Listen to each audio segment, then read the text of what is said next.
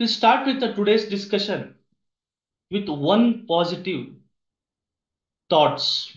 That is, what is the power of, or what is the primary function of the courts ಅಂತ.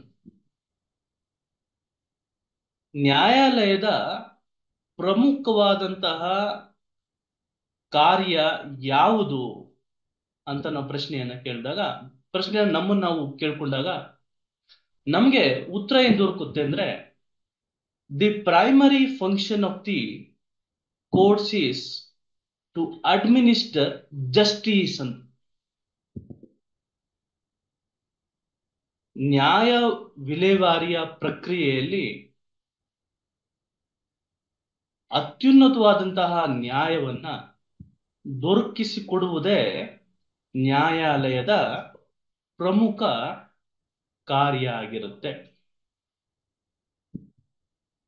ಈ ನಿಟ್ಟಿನಲ್ಲಿ to trigger more interest in you regarding with the administration of justice, particularly administration of civil justice, I would like to throw a light on a video clip. ಒಂದು ಸಣ್ಣ video clip ಅನ್ನ ತಮಗೆ ತೋರಿಸಬೇಕು ಅಂತ ಭಾವಿಸಿದ್ದೀನಿ, ಇಚ್ಛಿಸಿದ್ದೀನಿ. ಆ ಸಣ್ಣ ಕ್ಲಿಪ್ಪು ನಿಮ್ಮನ್ನ ಈ ನ್ಯಾಯ ಪಡ್ಕೊಳ್ಳೋದ್ರಲ್ಲಿ ತಮ್ಮನ್ನ ಹೆಚ್ಚು ಆಸಕ್ತರನ್ನಾಗಿ ಮಾಡುತ್ತೆ ಅಂತ ನಾನು ಭಾವಿಸಿದ್ದೀನಿ. ಈ ನಿಟ್ಟಿನಲ್ಲಿ ಆ ಒಂದು ವಿಡಿಯೋ ಕ್ಲಿಪ್ ಅನ್ನ ತಮಗೆ ತೋರಿಸೋಣ ಅಂತ ಇದ್ದು, ತಾವು ಎಷ್ಟು ಜನ ಇದಕ್ಕೆ ಒಪ್ಪಿದ್ದೀರಿ ಅನ್ನೋದು ನನಗೆ ಬೇಕಾಗಿರ್ತದೆ. ನೀವು ಒಪ್ಪಿದ್ದೀರಿ? ಆ ವಿಡಿಯೋ ಕ್ಲಿಪ್ ಅನ್ನ ಪ್ಲೇ ಮಾಡ್ಲಾ? Are you interested to see the video? Yes sir. Right. So ನಾನು ತಮಗೆ ಒಂದು ವಿಡಿಯೋ ಕ್ಲಿಪ್ ಅನ್ನ ತೋರಿಸ್ತೀನಿ. ಈಗ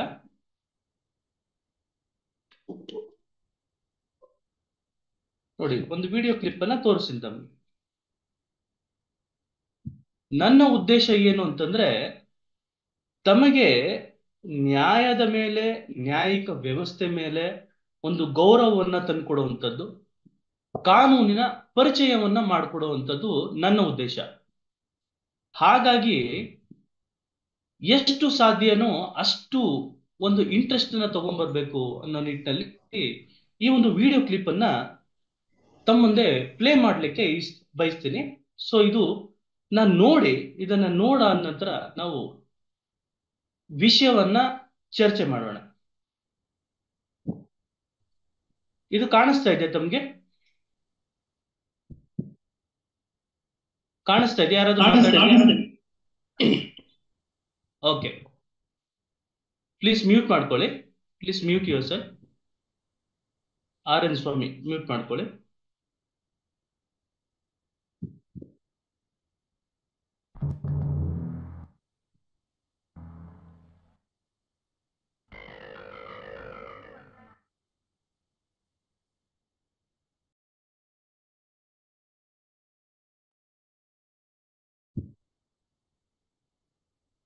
ನೋಡಿದ್ರಲ್ಲ, ಇದು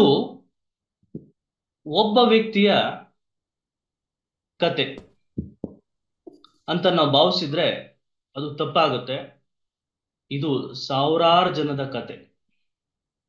ಕೋರ್ಟು ಕೇಸ್ಗಳನ್ನ ಸಿಕ್ಕಿ, ಆ ಕೋರ್ಟು ಪ್ರಕರಣಗಳಲ್ಲಿ ಸಿಗಾಕೊಂಡು ವರ್ಷಾನುಗಟ್ಲೆ ಆ ಕೋರ್ಟಿನ ಕೇಸಿನ ಒಂದು ಚಿಂತೆಯಲ್ಲೇ ಮುಳುಗಿ ಆರೋಗ್ಯವನ್ನ ಹಾಳು ಮಾಡ್ಕೊಂಡಿರುವಂಥದ್ದು, ಇಡೀ ಸಂಸಾರಗಳೇ ಹಾಳಾಗಿರುವಂಥದ್ದು ಎಷ್ಟೋ ಪ್ರಕರಣಗಳನ್ನ ನಾವು ನೋಡ್ಬೋದು. ಈ ನಿಟ್ಟಿನಲ್ಲಿ ಮತ್ತೆ ಒಂದು ಕ್ಲಿಪ್ ಅನ್ನ ನಾವು ನೋಡೋಣ. ಅದೇ ಸೇಮ್ ಮೂವಿನ ಇನ್ನೊಂದು ಕ್ಲಿಪ್ ಅನ್ನ ನೋಡೋಣ. ನಮಗೆ ಇದರಲ್ಲಿ ಏನ್ ಅರ್ಥ ಆಗುತ್ತೆ ಅಂತಂದ್ರೆ, ಈ ಕಾನೂನಿನ ಏನು ಆ ಕ್ಲಿಷ್ಟತೆ ಎಷ್ಟು ಸಿವಿಯರ್ ಆಗಿದೆ ಅನ್ನೋದು ನಮ್ಗೆ ಅರ್ಥ ಆಗುತ್ತೆ. ನೋಡಿ, ಇದರ ಒಂದು ಕ್ಲಿಪ್ ಅಲ್ಲಿ ಅದೇ ಮಹಿಳೆ ಒಂದು ಮಾನಸಿಕ ಒಂದು ಆಸ್ಪತ್ರೆಯಲ್ಲಿ ನರಳುತ್ತಾ, ಇನ್ನೂ ನಮ್ದು ಕೇಸ್ ನಡೀತಾ ಇದೆ, ಮಕ್ಕಳು ಊಟ ಮಾಡಿದ್ರು ಇಲ್ವೋ ಅನ್ನೋ ವಿಚಾರದಲ್ಲಿ ಸಹ ಯೋಚನೆಯನ್ನ ಮಾಡ್ತಾಳೆ. ಯೋಚನೆಯನ್ನ ಮಾಡಿ ಆ ಒಂದು ಕಂಪ್ಲೀಟ್ ಸಂಸಾರ ಹೋಗಿರೋ ಅಂಥದ್ದನ್ನ ನಾವು ನೋಡ್ತೀವಿ. ನೋಡಿ, ತಮಗೆ ಕಾಣಿಸ್ತಾ ಇರ್ಬೋದು, ಇದು ಕಾಣಿಸ್ತಾ ಇದೆಯಾ ಇದು? Yes, sir. Yes, sir. It visible, sir. Visible ಅಲ್ವಾ? ಓಕೆ, ನೋಡಿ.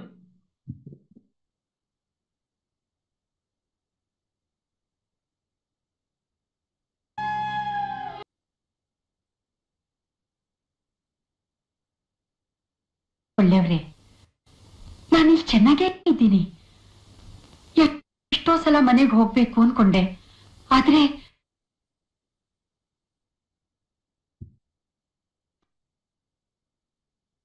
ನೋಡಿ, ಮಹಾತ್ಮ ಗಾಂಧಿಯವರು ಒಂದ್ ಮಾತು ಹೇಳ್ತಾರೆ.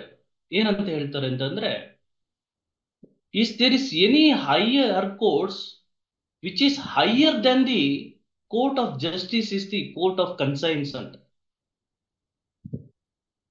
And which supersedes all the courts in practical ಅಂತ ಹೇಳ್ತಾರೆ. ಅಂದ್ರೆ ಯಾವುದೇ ಕೋರ್ಟು ಎಲ್ಲಾ ಕೋರ್ಟ್ಗಿಂತ ಮಿಗಿಲಾದ ಒಂದು ಕೋರ್ಟ್ ಇದೆ, ಅದು ಯಾವುದು ಅಂತಂದ್ರೆ ಮನಸಾಕ್ಷಿಯ ಕೋರ್ಟು. ಮನಸಾಕ್ಷಿಗಿಂತ ಒಬ್ಬ ನ್ಯಾಯಾಧೀಶ ಇನ್ನೊಬ್ಬ ಸಿಗಲ್ಲ ಅಂತ ಹೇಳಿ.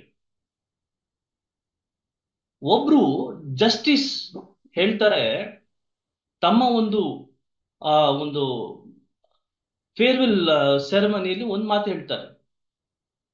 It is the judge who is on trial, not the parties. Parties know the truth. ಇಬ್ಬರು ಪಕ್ಷಗಾರರು ಒಂದು ಕೇಸ್ನಲ್ಲಿ ಬಂದಾಗ, ಇಬ್ಬರು ಪಕ್ಷಗಾರರಿಗೆ ಈ ಕೇಸಿನ ಯಾವುದು ಸತ್ಯ ಯಾವುದು ಸುಳ್ಳು ಅಂತ ಗೊತ್ತಿರುತ್ತೆ. ಆದ್ರೆ ವಿಚಾರಣೆಗೆ ಒಳಪಡಿಸುವಂಥದ್ದು ಏನು ಒಳಪಡಿಸಿದಾಗ ಆ ಪಕ್ಷಗಾರರು ಆ ವಿಚಾರಣೆಗೆ ಒಳಪಡಲ್ಲ. ಯಾಕೆಂದ್ರೆ ಅವ್ರಿಗೆ ಗೊತ್ತಿರುತ್ತೆ, ಆಲ್ರೆಡಿ ಕೇಸ್ ಹಾಕ್ದವ್ನು ಗೊತ್ತಿರುತ್ತೆ ಯಾವ್ದು ಸುಳ್ಳು ಯಾವ್ದು ಸತ್ಯ ಅಂತ, ಸುಮ್ಮನೆ ಹಾಕಿರ್ತಾನೆ. ಆದ್ರೆ ವಿಚಾರಣೆಗೆ ಒಳಪಡೋದು ನಿಜವಾಗ್ಲೂ ನ್ಯಾಯಾಧೀಶರು, ಪಾರ್ಟೀಸ್ಗಳಲ್ಲ ಅಂತ ಹೇಳ್ತಾರೆ. ಇಲ್ಲಿ ನಾವು ಅರ್ಥ ಮಾಡ್ಕೊಬೇಕಾಗಿರೋದೇನು ಅಂತಂದ್ರೆ, ಈ ಒಂದು ಸಾಂದರ್ಭಿಕ ಒಂದು ವಿಡಿಯೋ ಕ್ಲಿಪ್ ಇಂದ ನಾವು ಏನ್ ಅರ್ಥ ಮಾಡ್ಕೊತಾ ಇದೀವಿ ಅಂತಂದ್ರೆ, ನ್ಯಾಯ ವಿಲೇವಾರಿ ಅಲ್ಲಿ ಸಾಕಷ್ಟು ನಿಧಾನಗತಿ ಆಗ್ತಾ ಇದ್ದು, ಯಾವುದೇ ಒಂದು ನ್ಯಾಯವನ್ನ ಪಡ್ಕೊಳ್ಳೋ ನಿಟ್ಟಿನಲ್ಲಿ ಎಲ್ಲೋ ಒಂದ್ ಕಡೆ ವಿಫಲತೆಯನ್ನ ನಾವು ನೋಡ್ತಾ ಇದ್ದೀವಿ. ಸರಿಯಾದಂತ ನ್ಯಾಯ ದೊರಕ್ತಾ ಇಲ್ಲ. Justice we are not getting ಅಂತ ಹೇಳಿ. ಸೊ ಈ ನಿಟ್ಟಿನಲ್ಲಿ ಕಾನೂನು, it acts like a device, it acts like a weapon. Law is only a social device where the ultimate aim of the law is to obtain justice. What is justice ಅಂತ ಪ್ರಶ್ನೆಯನ್ನ ಕೇಳಿದ್ರೆ, justice means a proper decision ಅಂತ, justifiable decision ಅಂತ ನಾವು ಕರಿತೀವಿ. ಇದನ್ನ administration of justice ಅಂತ ನಾವು ಕರಿತೀವಿ. ನೋಡಿ, ಕಿಲ್ಲಿಂಗ್ ಅ ಪರ್ಸನ್, ನೋಡಿ, killing an animal is a natural instinct ಅಂತ ನಾವು, killing an animal is a natural instinct of A man. ನಾವು ಈ ಪ್ರಪಂಚಕ್ಕೆ ಬಂದಂತ ಸಂದರ್ಭದಲ್ಲಿ ನಾಗರಿಕರಾಗಿರ್ಲಿಲ್ಲ. ನಾವು ಕಾಡಿನಲ್ಲಿ ವಾಸ ಮಾಡ್ತಾ ಇರುವಂತಹ ಜನರಾಗಿದ್ದು ಸರ್ವೈವಲ್ಗೋಸ್ಕರ ಪ್ರಾಣಿಗಳ ಬೇಟೆಯನ್ನ ಆಡ್ತಾ ಇದ್ವಿ. ಯಾವಾಗ ಮನುಷ್ಯನ ಸಂತತಿ ಜಾಸ್ತಿ ಆಯ್ತಾ ಹೋಯ್ತು, ಆ ನಿಟ್ಟಿನಲ್ಲಿ ಪ್ರಾಣಿಗಳನ್ನ ಹತ್ಯೆ ಮಾಡುವ ವಿಚಾರದಲ್ಲಿ ಒಬ್ಬ ಮನುಷ್ಯನಿಗೂ ಇನ್ನೊಬ್ಬ ಮನುಷ್ಯನಿಗೂ ಜಗಳವಾಗ್ತಾ ಇತ್ತು. ಆ ನಿಟ್ಟಿನಲ್ಲಿ ಆ ಒಂದು ಗುಂಪಿನ ನಾಯಕ ಅವರ ಜಗಳವನ್ನ ಬಿಡಿಸುವಂತ ಕೆಲಸವನ್ನ ಮಾಡ್ತಾ ಇದ್ರು. ಅದು ಹಾಗೆ ಬಂದು ಒಂದು ರಾಜ್ಯ ಅಂತ ನಿರ್ಮಾಣವಾಗಿ, ಆ ರಾಜ್ಯದಲ್ಲಿರುವಂತಹ ರಾಜ ನ್ಯಾಯವನ್ನ ಕೊಡುವಂತ ತೀರ್ಪುಗಾರನಾಗಿದ್ದ. ಕ್ರಮೇಣ ಕೋರ್ಟ್ಗಳು ಬಂತು. ಈ ನಿಟ್ಟಿನಲ್ಲಿ ಸಿವಿಲ್ ಜಸ್ಟಿಸ್ ಅಂತ, ನೋಡಿ, civil justice and criminal justice ಅಂತ ಹೇಳಿ. ಸಿವಿಲ್ ಜಸ್ಟಿಸ್ ಅಂದ್ರೆ ಏನು ಸರ್? ಸಿವಿಲ್ ನ್ಯಾಯ ಹಾಗೂ ಕ್ರಿಮಿನಲ್ ನ್ಯಾಯದ ವ್ಯವಸ್ಥೆ ಅಂದ್ರೆ ಏನು ಸರ್ ಅಂತ ನೀವು ಪ್ರಶ್ನೆಯನ್ನ ಕೇಳಿದ್ರೆ, ಸಿವಿಲ್ ನ್ಯಾಯ ಅಂತಂದ್ರೆ ಸಿವಿಲ್ ಕಾನೂನಿನಗಳ ಆಧಾರವನ್ನ ಇಟ್ಕೊಂಡು ಸಿವಿಲ್ ನ್ಯಾಯವನ್ನ ಕೊಡಿಸುವಂತದ್ದು. ನೋಡಿ, ಅಡ್ಮಿನಿಸ್ಟ್ರೇಷನ್ ಆಫ್ ಸಿವಿಲ್ ಜಸ್ಟಿಸ್ ಅಂತ. ಈ ಸಿವಿಲ್ ಜಸ್ಟಿಸ್ ಅನ್ನ ಅರ್ಥ ಮಾಡ್ಕೊಬೇಕಾದ್ರೆ we need to understand the rights of a citizen ಅಂತ ಹೇಳಿ, ರೈಟ್ಸ್ ಆಫ್ ಎನ್ ಇಂಡಿವಿಜುವಲ್ ಅಂತ ಹೇಳಿ. ಈ ಮುಂಚೆ ತರಗತಿಯಲ್ಲಿ ನಾನು ತಮಗೆ ಈ ಹಕ್ಕುಗಳ ಬಗ್ಗೆ ಉಲ್ಲೇಖವನ್ನ ಕೊಡ್ತಾ ಇದ್ದೆ. ನೋಡಿ, there are positive rights, there are negative rights, there are perfect rights, there are imperfect rights, there are vested rights, there are contingent rights, there are principal rights, there are accessory rights. So rights are being classified into many other types. So here, when we want to understand the concept of civil justice, we need to understand the rights of an individual. ಒಬ್ಬ ವ್ಯಕ್ತಿಯ ವೈಯಕ್ತಿಕವಾದಂತಹ ಹಕ್ಕುಗಳನ್ನ ತಿಳ್ಕೊಳ್ಳುವಂಥದ್ದು ಬಹಳ ಪ್ರಮುಖವಾಗಿರ್ತದೆ. ಈ ನಿಟ್ಟಿನಲ್ಲಿ civil ರೈಟ್ಗಳನ್ನ ನಾವು private right ಅಂತ ನಾವು ಭಾವಿಸ್ಬೋದು. ನೋಡಿ, ಉದಾಹರಣೆಗೆ ನಾನು ತಮಗೆ ಒಂದು ಉದಾಹರಣೆಯನ್ನ ಕೊಡ್ತೀನಿ. ಏನು ಉದಾಹರಣೆಯನ್ನ ಕೊಡ್ತೀನಿ ಅಂದ್ರೆ, ನಮ್ಮ ದಿವಾಕರ್ ಸರ್ ಇದ್ದಾರೆ ಇಲ್ಲಿ, ನಮ್ಮ ಅಕ್ಬರ್ ಬಾಷಾ ಅವರು ಇದ್ದಾರೆ ಇಲ್ಲಿ. ದಿವಾಕರ್ ಅವರು 1 ಕೋಟಿ ರೂಪಾಯಿಯನ್ನ ಕೊಟ್ಟು ಅಕ್ಬರ್ ಬಾಷಾ ಕಡೆಯವರಿಂದ ಒಂದು ಮನೆಯನ್ನ ಪರ್ಚೇಸ್ ಮಾಡ್ತಾರೆ ಬೆಂಗಳೂರಿನಲ್ಲಿ. ಪರ್ಚೇಸ್ ಮಾಡಾದ್ಮೇಲೆ ಆ ಒಂದು ಮನೆಯನ್ನ ಅಕ್ಬರ್ ಬಾಷಾ ಅವ್ರ ಕಡೆಯಿಂದ ಏನು ಒಂದು ಸೇಲ್ ಅಗ್ರಿಮೆಂಟ್ ಅನ್ನ, ಅಬ್ಸಲ್ಯೂಟ್ ಸೇಲ್ ಡೀಡ್ ಅನ್ನ ಮಾಡ್ಕೊಂಡು ರಿಜಿಸ್ಟರ್ ಮಾಡ್ಕೊಂತಾರೆ. ಇಲ್ಲಿ ರಿಜಿಸ್ಟರ್ ಮಾಡಿಕೊಂಡು ತನ್ನ ಹೆಸರಿಗೆ ಖಾತಾ ಬದಲಾವಣೆಯನ್ನ ಮಾಡ್ಕೊಂತಾರೆ. ಯಾರ ಹೆಸರಿಗೆ ರಿಜಿಸ್ಟರ್ ಮಾಡ್ಕೊಂತಾರೆ? ದಿವಾಕರ್ ಹೆಸರಿಗೆ ರಿಜಿಸ್ಟರ್ ಮಾಡ್ಕೊಂತಾರೆ.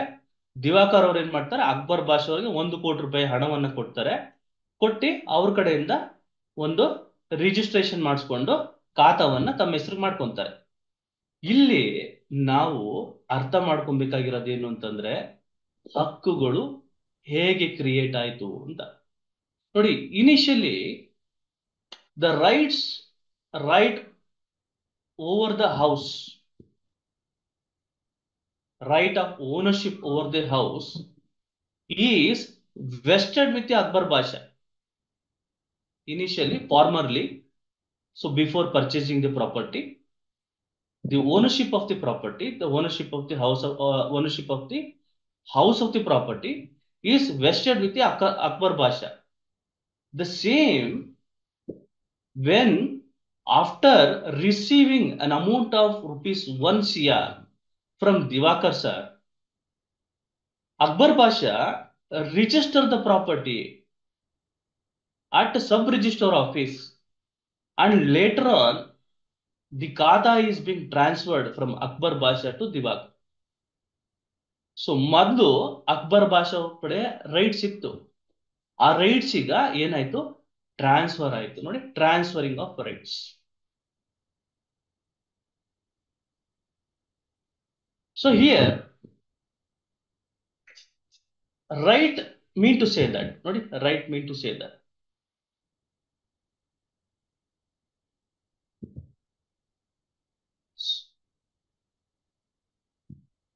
Rights alli we will come across several things. So let me record the session because it is very important session. This meeting is being recorded. ನಾವು ಸಿವಿಲ್ ನ್ಯಾಯ ಪ್ರಕ್ರಿಯೆಯನ್ನ ಮೊದಲು ಅರ್ಥ ಮಾಡ್ಕೊಬೇಕಾಗಿದ್ದು, ಮೊದಲನೇ ಹಂತದಲ್ಲಿ ನಾವು ಹಕ್ಕುಗಳ ಬಗ್ಗೆ ತಿಳ್ಕೋಬೇಕಾಗಿದ್ದು, ಹಕ್ಕುಗಳ ವಿಚಾರದಲ್ಲಿ ಹೇಗೆ ಪ್ರಾಪರ್ಟಿ ಒಬ್ಬ ವ್ಯಕ್ತಿಯಿಂದ ಇನ್ನೊಬ್ಬ ವ್ಯಕ್ತಿಗೆ ಟ್ರಾನ್ಸ್ಫರ್ ಆಗುತ್ತೆ ಅನ್ನೋದ್ರ ಬಗ್ಗೆ ಹೇಳ್ತಾ ಇದ್ವಿ. ಈ ನಿಟ್ಟಿನಲ್ಲಿ ದಿವಾಕರ್ ಅನ್ನೊಬ್ಬ ವ್ಯಕ್ತಿ ಅಕ್ಬರ್ ಬಾಷಾ ಅವ್ರ ಕಡೆಯಿಂದ ತನ್ನ ಒಂದು ಮನೆಯನ್ನ ಪರ್ಚೇಸ್ ಮಾಡ್ತಾನೆ, 1 ಕೋಟಿ ರೂಪಾಯಿಯನ್ನ ಕೊಟ್ಟಿ ಅಂತ ಹೇಳ್ತಾ ಇದ್ವಿ. ಸೊ ಈ ನಿಟ್ಟಿನಲ್ಲಿ ಅವರು ಬಂದು ರಿಜಿಸ್ಟ್ರೇಷನ್ ಮಾಡ್ಕೊಡ್ತಾರೆ. ಅಕ್ಬರ್ ಬಾಷಾ ಅವ್ರು ಏನ್ ಮಾಡ್ತಾರೆ, ದಿವಾಕರ್ ಅವ್ರಿಗೆ ಬಂದು ರಿಜಿಸ್ಟ್ರೇಷನ್ ಮಾಡ್ಕೊಡ್ತಾರೆ. ಆ ರಿಜಿಸ್ಟ್ರೇಷನ್ ಬೇಸಿಸ್ ಮೇಲೆ ಖಾತಾವನ್ನ ಬದಲಾಯಿಸ್ಕೊಂತಾರೆ. ಸೊ ಇಲ್ಲಿ ನಮ್ಗೆ ಅರ್ಥ ಆಗುತ್ತೆ ಏನು ಅಂತಂದ್ರೆ ರೈಟ್ ಹೆಂಗೆ ಕ್ರಿಯೇಟ್ ಆಯ್ತು ಅಂತ. The subject matter of the right ನೋಡಿ, ಇಲ್ಲಿ ನಾವು ಅದನ್ನ ಕ್ಲಾಸಿಫೈ ಮಾಡ್ತಾ ಹೋದ್ರೆ the subject matter of the right is the house property. The object of the right ನೋಡಿ, object of the right is the house ಅಂತ ನಾವು ಕರಿತೀವಿ. ಅಂದ್ರೆ ಆ ರೈಟಿನ ಆಬ್ಜೆಕ್ಟ್ ಯಾವುದು ಅಂತಂದ್ರೆ house. Subject matter of the property ಯಾವುದು ಅಂತಂದ್ರೆ, subject matter of the right ಯಾವುದು ಅಂತಂದ್ರೆ ಆ ಹೌಸ್ ನ ಪರ್ಚೇಸ್ ಮಾಡುವಂಥದ್ದು. ಪರ್ಚೇಸ್ ಮಾಡಾದ್ಮೇಲೆ ಆ ಒಂದು ರಿಜಿಸ್ಟ್ರೇಷನ್ ಆಧಾರದ ಮೇಲೆ ಖಾತಾವನ್ನ ಬದಲಾಯಿಸ್ಕೊಂಡು ನೋಡಿ, ಅದನ್ನ ನಾವೇನಂತ ಕರಿತೀವಿ ಅಂತಂದ್ರೆ ಕನ್ವೇಯನ್ಸ್ ಅಂತ ಕರಿತೀವಿ, ಅಥವಾ ಅಕ್ವೈರಿಂಗ್ ದಿ ಟೈಟಲ್ ಅಂತ ನಾವು ಕರಿತೀವಿ. ಇಲ್ಲಿ ಏನಾಯ್ತು, subject matter of the right ಗೊತ್ತಾಯ್ತು, object matter of the right ಗೊತ್ತಾಯ್ತು, conveys or the title of the property ಗೊತ್ತಾಯ್ತು. ಸೊ ಹಿಯರ್ ಅಕ್ಬರ್ ಬಾಷಾ ಅವ್ರ ಕಡೆಯಿಂದ ದಿವಾಕರ್ ಅವರು ಮನೆಯನ್ನ ಪರ್ಚೇಸ್ ಮಾಡಿದ್ರು. ಈಗ ಆ ಮನೆ ಸಂಪೂರ್ಣ ಮಾಲೀಕರು ಯಾರಾಗ್ತಾರೆ ಅಂತಂದ್ರೆ ದಿವಾಕರ್ ಅವ್ರು ಆಗ್ತಾರೆ. ಆ ಮನೆಯ ಒಂದು ಸ್ವಾಧೀನಕ್ಕೆ ಯಾರು ಸಹ ಅಡೆತಡೆಯನ್ನ ಮಾಡೋ ಹಾಗಿಲ್ಲ. ಸೊ ಈ ನಿಟ್ಟಿನಲ್ಲಿ ಯಾರಾದ್ರೂ ಅವ್ರಿಗೆ ತೊಂದರೆಯನ್ನ ಕೊಟ್ರೆ ದಿವಾಕರ್ ಅವ್ರಿಗೆ he is having a right to fight against the person who is giving problem ಅಂತ. If third person by name Hemantha ಅಂತ ಹೇಳಿ, ಹೇಮಂತ್ ಅವರು ಬಂದು ಯಾವತ್ತು, ಇವತ್ತು 9ನೇ ತಾರೀಕು 9 ಮೇ 2024 ಇಸ್ವಿಯಿಂದ ಅಕ್ಬರ್ ಬಾಷಾ ಕಡೆಯವರಿಂದ ದಿವಾಕರ್ ಅವರು ಮನೆಯನ್ನ ರಿಜಿಸ್ಟರ್ ಮಾಡ್ಕೊಂಡ್ರು.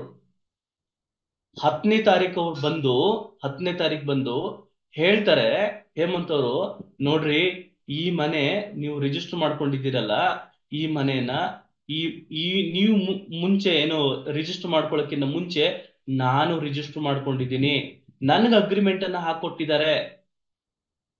ಹಂಗಾಗಿ ನೀವ್ ಏನ್ ಪರ್ಚೇಸ್ ಮಾಡಿದಾರಲ್ಲ ಅದು ಕಾನೂನಲ್ಲಿ ಊರ್ಜಿತ ಅಲ್ಲ, ನಾನು ಒಂದು ಸಿವಿಲ್ ಕೇಸ್ ಅನ್ನ ಹಾಕ್ತೀನಿ ನೋಡ್ರಿ ಅಂತ ಹೇಳ್ತಾರೆ.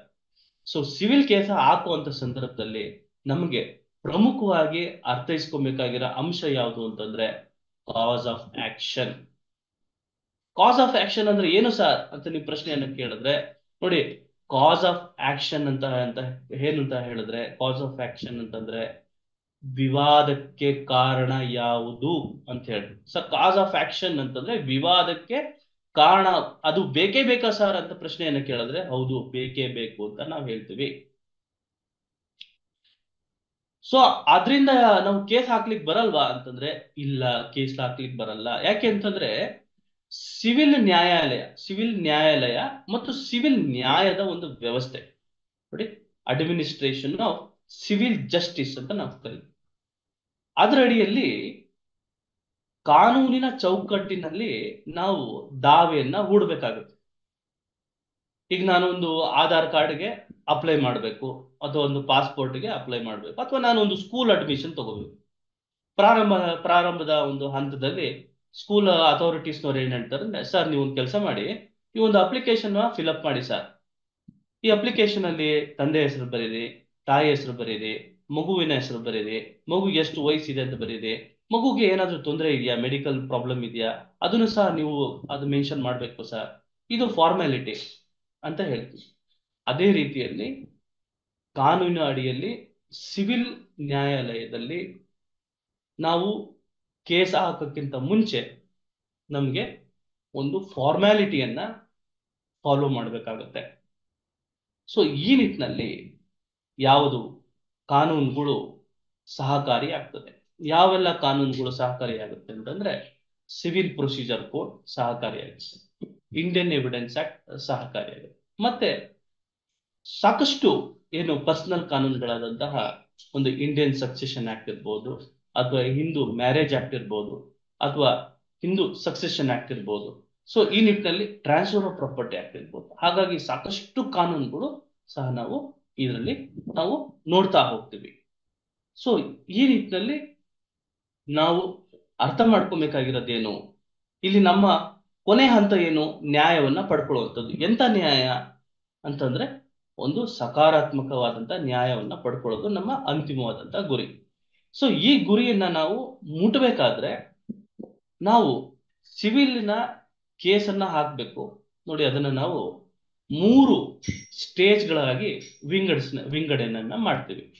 ಯಾವುದು ಅಂತಂದ್ರೆ ಪ್ರೀ ಏನು ಟ್ರಯಲ್ ಸೂಟ್ಸ್ ಅಂತ ನಾವು ಕರಿತೀವಿ, ಅಥವಾ ಪ್ರೀ ಟ್ರಯಲ್ ಸೂಟ್ಸ್ ಅಂತ ನಾವು ಕರಿತೀವಿ, ಅಥವಾ ಪ್ರೀ ಟ್ರಯಲ್ ಸ್ಟೇಜ್ ಅಂತ ನಾವು ಕರಿಬಹುದು, ಪ್ರೀ ಟ್ರಯಲ್ ಸ್ಟೇಜ್ ಅಂತ ನಾವು ಕರಿತೀವಿ. ಎರಡನೇದು ಟ್ರಯಲ್ ಸ್ಟೇಜ್ ಅಂತ ನಾವು ಕರಿತೀವಿ. ಇನ್ನೊಂದು ಪೋಸ್ಟ್ ಟ್ರಯಲ್ ಸ್ಟೇಜ್ ಅಂತ ನಾವು ಕರಿತೀವಿ. ನೋಡಿ, ಒಂದು ಸಣ್ಣ ಬೀಜ ಇರುತ್ತೆ,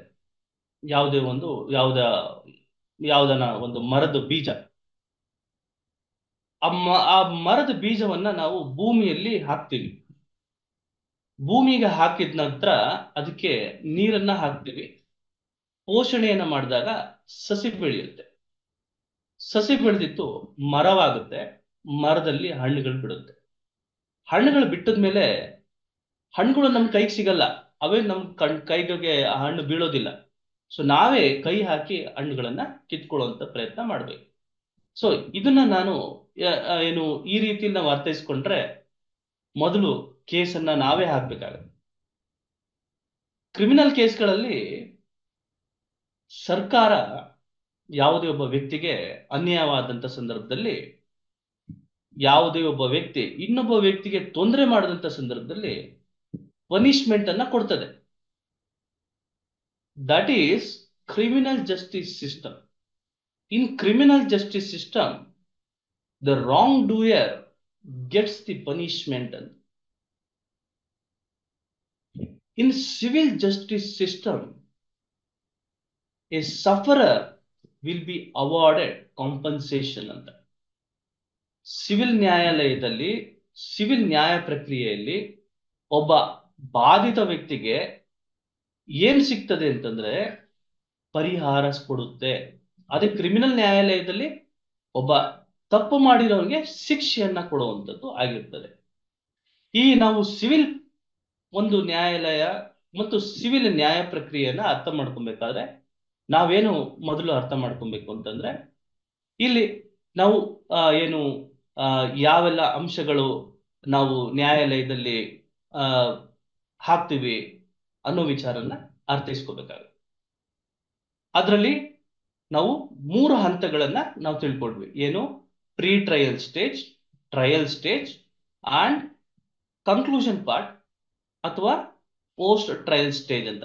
ಅಂದ್ರೆ ಟ್ರಯಲ್ ವಿಚಾರಣೆಯ ಮುಂಚೆ ಇರುವಂತ ಒಂದು ಸ್ಟೇಜು, ವಿಚಾರಣೆಯ ಸ್ಟೇಜು, ವಿಚಾರಣೆ ಆದ ನಂತರ ಕೋರ್ಟ್ನವರು ಒಂದು ಜಡ್ಜ್ಮೆಂಟ್ ಅನ್ನ ಪಾಸ್ ಮಾಡ್ತಾರೆ, ಆ ಸ್ಟೇಜು. ಜಡ್ಜ್ಮೆಂಟ್ ಆದ್ಮೇಲೆ ಅದನ್ನ ಪಡ್ಕೊಳ್ಳೋದು ಹೇಗೆ, ಯಾವುದೋ ಒಂದು ಪರಿಹಾರವನ್ನ ಪಡ್ಕೊಳ್ಳೋದು ಹೇಗೆ ಅಂತ ಹೇಳಿ. ಸೊ ಇದು ಹಂತಗಳನ್ನ ನಾವು ಬಗ್ಗೆ ಡಿಸ್ಕಷನ್ ಅನ್ನ ಮಾಡೋಣ. ಯಾಕೆ ಅಂತಂದ್ರೆ ನಾವು ಕಾನೂನು ಜಾಗೃತಿಯನ್ನ, ಕಾನೂನು ತಿಳುವಳಿಕೆಯನ್ನ ಪಡ್ಕೊಬೇಕು, ಲೀಗಲ್ ನಾಲೆಜ್ ಅನ್ನ ಅಕ್ವೈರ್ ಮಾಡ್ಕೊಬೇಕು ಅಂತ ಈ ತರಗತಿಯನ್ನ ನಾವು ಪಡ್ಕೋತಾ ಇದ್ದೀವಿ. ಸೊ ಈ ನಿಟ್ಟಿನಲ್ಲಿ ಸಿವಿಲ್ ನ್ಯಾಯ ಪ್ರಕ್ರಿಯೆಯನ್ನ ಅರ್ಥೈಸ್ಕೊಳ್ಳೋದ್ರಲ್ಲಿ ನಾವು ಪ್ರಾರಂಭಿಕ ಹಂತದ್ದು ಪ್ರೀ ಟ್ರಯಲ್ ಸ್ಟೇಜ್ ನ ಅರ್ಥ ಮಾಡ್ಕೋಬೇಕು. ಯಾವುದೇ ಕೇಸನ್ನ ಹಾಕುವಂತ ಸಂದರ್ಭದಲ್ಲಿ ಮೊದಲು ಒಬ್ಬ ವಕೀಲನಾದಂತವನು ಅಥವಾ ಯಾವುದೇ ಒಬ್ಬ ಬಾಧಿತ ವ್ಯಕ್ತಿ ಏನು ಕಂಡಿಡ್ಕೊಬೇಕು ಅಂತಂದ್ರೆ, ಪ್ರಾರಂಭಿಕ ಹಂತದಲ್ಲಿ ಕಾಸ್ ಆಫ್ ಆಕ್ಷನ್ ಅನ್ನ ಅವನು ಕಂಡಿಡ್ಕೋಬೇಕಾಗ್ತದೆ. ಈಗ ನನಗೆ ಆಸ್ತಿಲಿ ಭಾಗ ಬರ್ಬೇಕು, ಯಾವುದೋ ಒಂದು ಆಸ್ತಿಲಿ ಭಾಗ ಬರ್ಬೇಕು. ಸೊ ಆ ಭಾಗ ಬರ್ಬೇಕಾದ್ರೆ ನನ್ನ ಅಣ್ಣ ತಮ್ಮದಿರ್ತಾರೆ, ಅವ್ರಿಗೆ ನಾನು ಕೇಳ್ತೀನಿ, ನೋಡಪ್ಪ ನನಗೆ ನಮ್ಮ ತಾತನ ಆಸ್ತಿ ಇದೆ, ನೀವು ನಮ್ಮ ತಾತನ ಆಸ್ತಿ ನೀವು ಭಾಗ ಕೊಡ್ರಿ. ಸೊ ನಾವು ಇದಕ್ಕೆ ಹಕ್ದಾರರು. ಕಾನೂನು ಹೇಳ್ತದಂತೆ ಮೊಮ್ಮಕ್ಳಿಗೆಲ್ಲ ಆಸ್ತಿ ಭಾಗ ಐತೆ, ನಾನು ಒಬ್ಬ ಮೊಮ್ಮಗನೇ, ಸೊ ನನಗೆ ಆಸ್ತಿ ಕೊಡಿ. ನೋಡಿ ನೆಲಮಂಗಲದಲ್ಲಿ ಇದೆಯಂತೆ. ಸೊ ಈ ನಿಟ್ಟಿನಲ್ಲಿ ನೆಲಮಂಗಲದಲ್ಲಿ ಕುಂಟೆ ಲೆಕ್ಕದಲ್ಲೇನೆ ಲಕ್ಷಾಂತರ ರೂಪಾಯಿ ಆಗುತ್ತೆ. ಈ ನಿಟ್ಟಿನಲ್ಲಿ ನಮ್ಮ ತಾತನಿಗೆ 24 ಗುಂಟೆ ಇದೆಯಂತೆ, 6 ಜನ ಮಕ್ಕಳಂತೆ, ಒಬ್ಬೊಬ್ರಿಗೆ 4 ಗುಂಟೆ ಬರುತ್ತೆ. ಸೊ ಈ ನಿಟ್ಟಲ್ಲಿ ನನಗೂ ಒಂದು ಭಾಗ ಕೊಡಿ ನೀವು ಅಂತ ನಾನು ಪ್ರಶ್ನೆ ಕೇಳ್ತೀನಿ. ಅವಾಗ ಅವ್ರು ಹೇಳ್ತಾರೆ ನಾವು ಕೊಡೋದಿಲ್ಲ, ನೀವು ಕೋರ್ಟ್ಗೆ ಹೋಗಿ ಅಂತ ಹೇಳ್ತಾರೆ. ಅಲ್ಲಿಗೆ ನಮ್ಮ ವಿವಾದವನ್ನ ಮಾಡ್ಲಿಕ್ಕೆ ನಮಗೆ ಒಂದು ರೀಸನ್ ಸಿಕ್ತು. ಸೊ ಈ ರೀಸನ್ನು ಕಾನೂನಿನ ವ್ಯವಸ್ಥೆಯಲ್ಲಿ ಬೇಕಾಗುತ್ತೆ.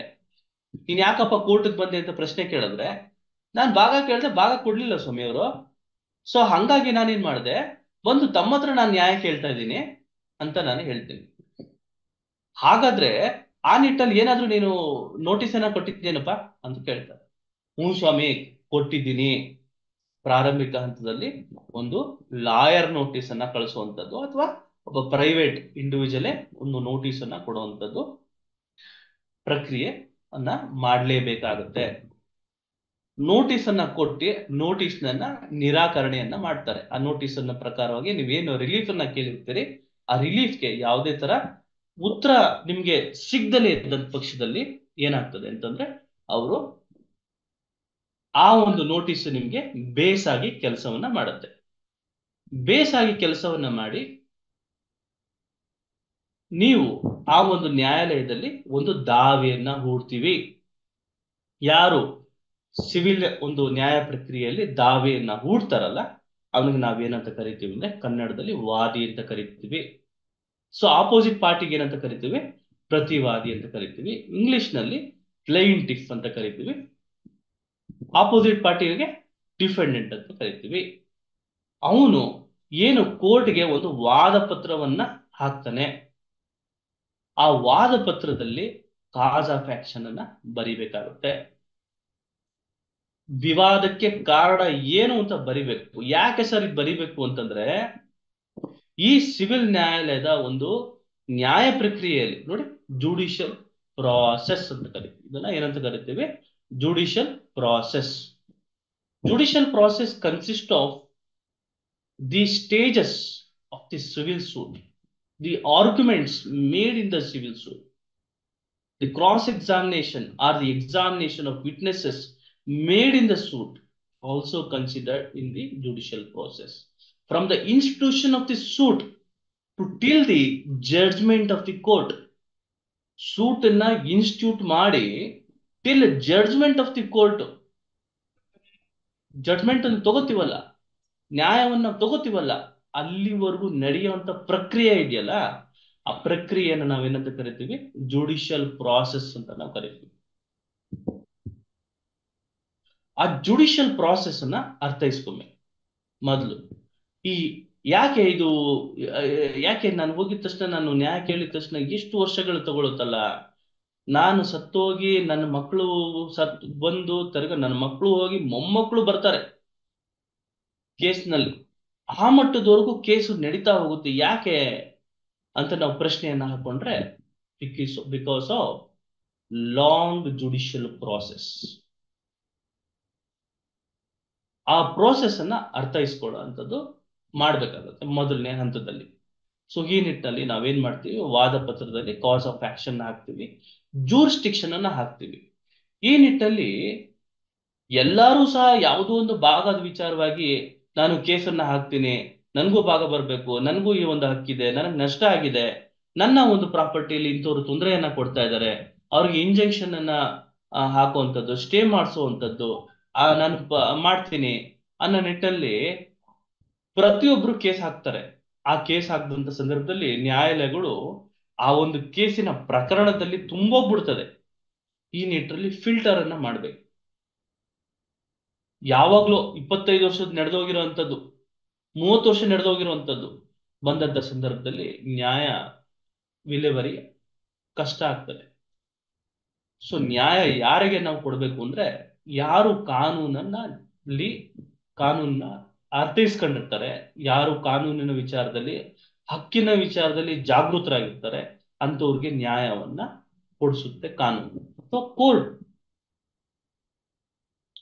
ನ್ಯಾಯಾಲಯಗಳು ನ್ಯಾಯವನ್ನ ಕೊಡಿಸುವಂತ ಒಂದು ಸಿಸ್ಟಮ್.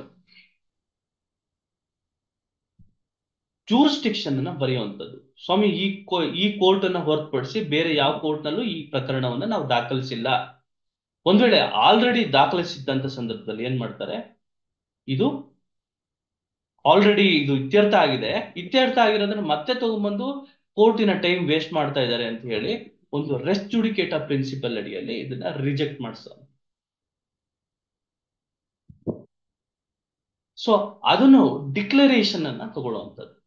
ನೋಡಿ, ಡಿಕ್ಲರೇಟರಿ ಸೂಟ್ಸ್ ಅಂತ ನಾವು ಕರಿತೀವಿ. ಟೈಟಲ್ಸ್ ನೋಡಿ, ಟೈಟಲ್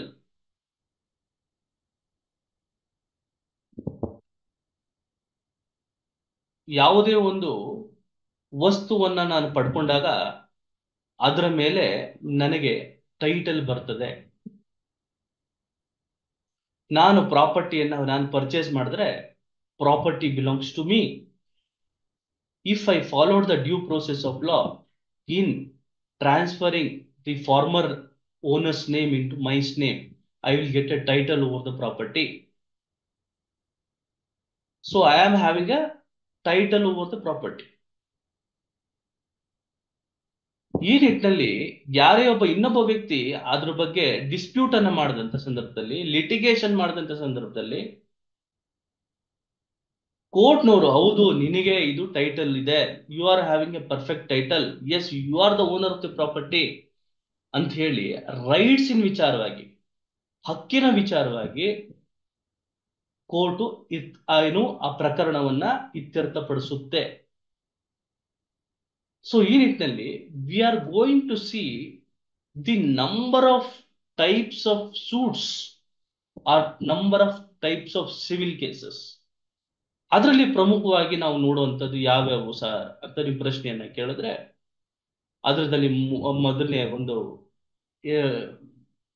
ಪ್ರಾರಂಭಿಕ ಹಂತದಲ್ಲಿ ನೋಡೋದು, ಸರ್ವೇ ಸಾಮಾನ್ಯವಾಗಿ ನೋಡುವಂಥದ್ದು ಇಂಜಂಕ್ಷನ್ ಸೂಟ್ಸ್ಗಳಂತ ನಾವು ನೋಡ್ತೀವಿ. ಇಂಜಂಕ್ಷನ್ ಸೂಟ್ಸ್ ಅಂತಂದ್ರೆ ಪ್ರತಿಬಂಧನೆಯನ್ನ ಕೊಡುವಂಥದ್ದು, ಪ್ರತಿಬಂಧನ ಒಂದು ಆರ್ಡರ್ ಅನ್ನ ಮಾಡುವಂಥದ್ದು. ನೋಡಿ, ಇಂಥ ವ್ಯಕ್ತಿಗೆ, ಇಂಥ ಒಂದು ವ್ಯಕ್ತಿಯ ಪ್ರಾಪರ್ಟಿಗೆ, ಅವನ ಹಕ್ಕಿಗೆ ನೀವು ತೊಂದರೆ ಕೊಡ್ತಾ ಇದ್ದೀರಂತೆ, ಅವನ ಜಮೀನಿಗೆ ನೀವು ಒಯ್ತಾ ಇದ್ದೀರಂತೆ, ಅಲ್ಲಿರುವಂತ ಹುಣಸೆ ಮರನ ನೀವು ಆ ಹುಣಸೆನೆಲ್ಲ ಕಿತ್ಕೊಂಡು ಮಾರಾಟವನ್ನ ಮಾಡ್ತಿದ್ರಂತೆ, ಅದು ಹುಣಸೆ ಮರ ಇವಂದಂತೆ, ಆ ಬೌಂಡ್ರಿಲಿ ಇರೋಂಥದ್ದು.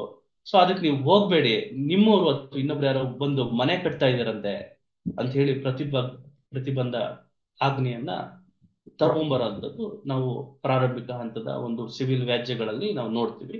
ಸೊ ಅದನ್ನ ನಾವು ಇಂಜಂಕ್ಷನ್ ಸೂಟ್ಸ್ ಅಂತ ನಾವು ಕರಿತೀವಿ. ಎರಡನೇದು ಡಿಕ್ಲರೇಟರಿ ಸೂಟ್ಸ್ ಅಂತ. ಡಿಕ್ಲರೇಟರಿ ಅಂದ್ರೆ ಟೈಟಲ್ ಅನ್ನ ಇವ್ರಿಗೆ ಪರ್ಫೆಕ್ಟ್ ಆಗಿದೆ, so this person has got a perfect title over the property ಅಂತ ಹೇಳಿ ಈ ವ್ಯಕ್ತಿ ಆ ಒಂದು ಹಕ್ಕಿನ ಮಾಲೀಕರಾಗಿರ್ತಾರೆ.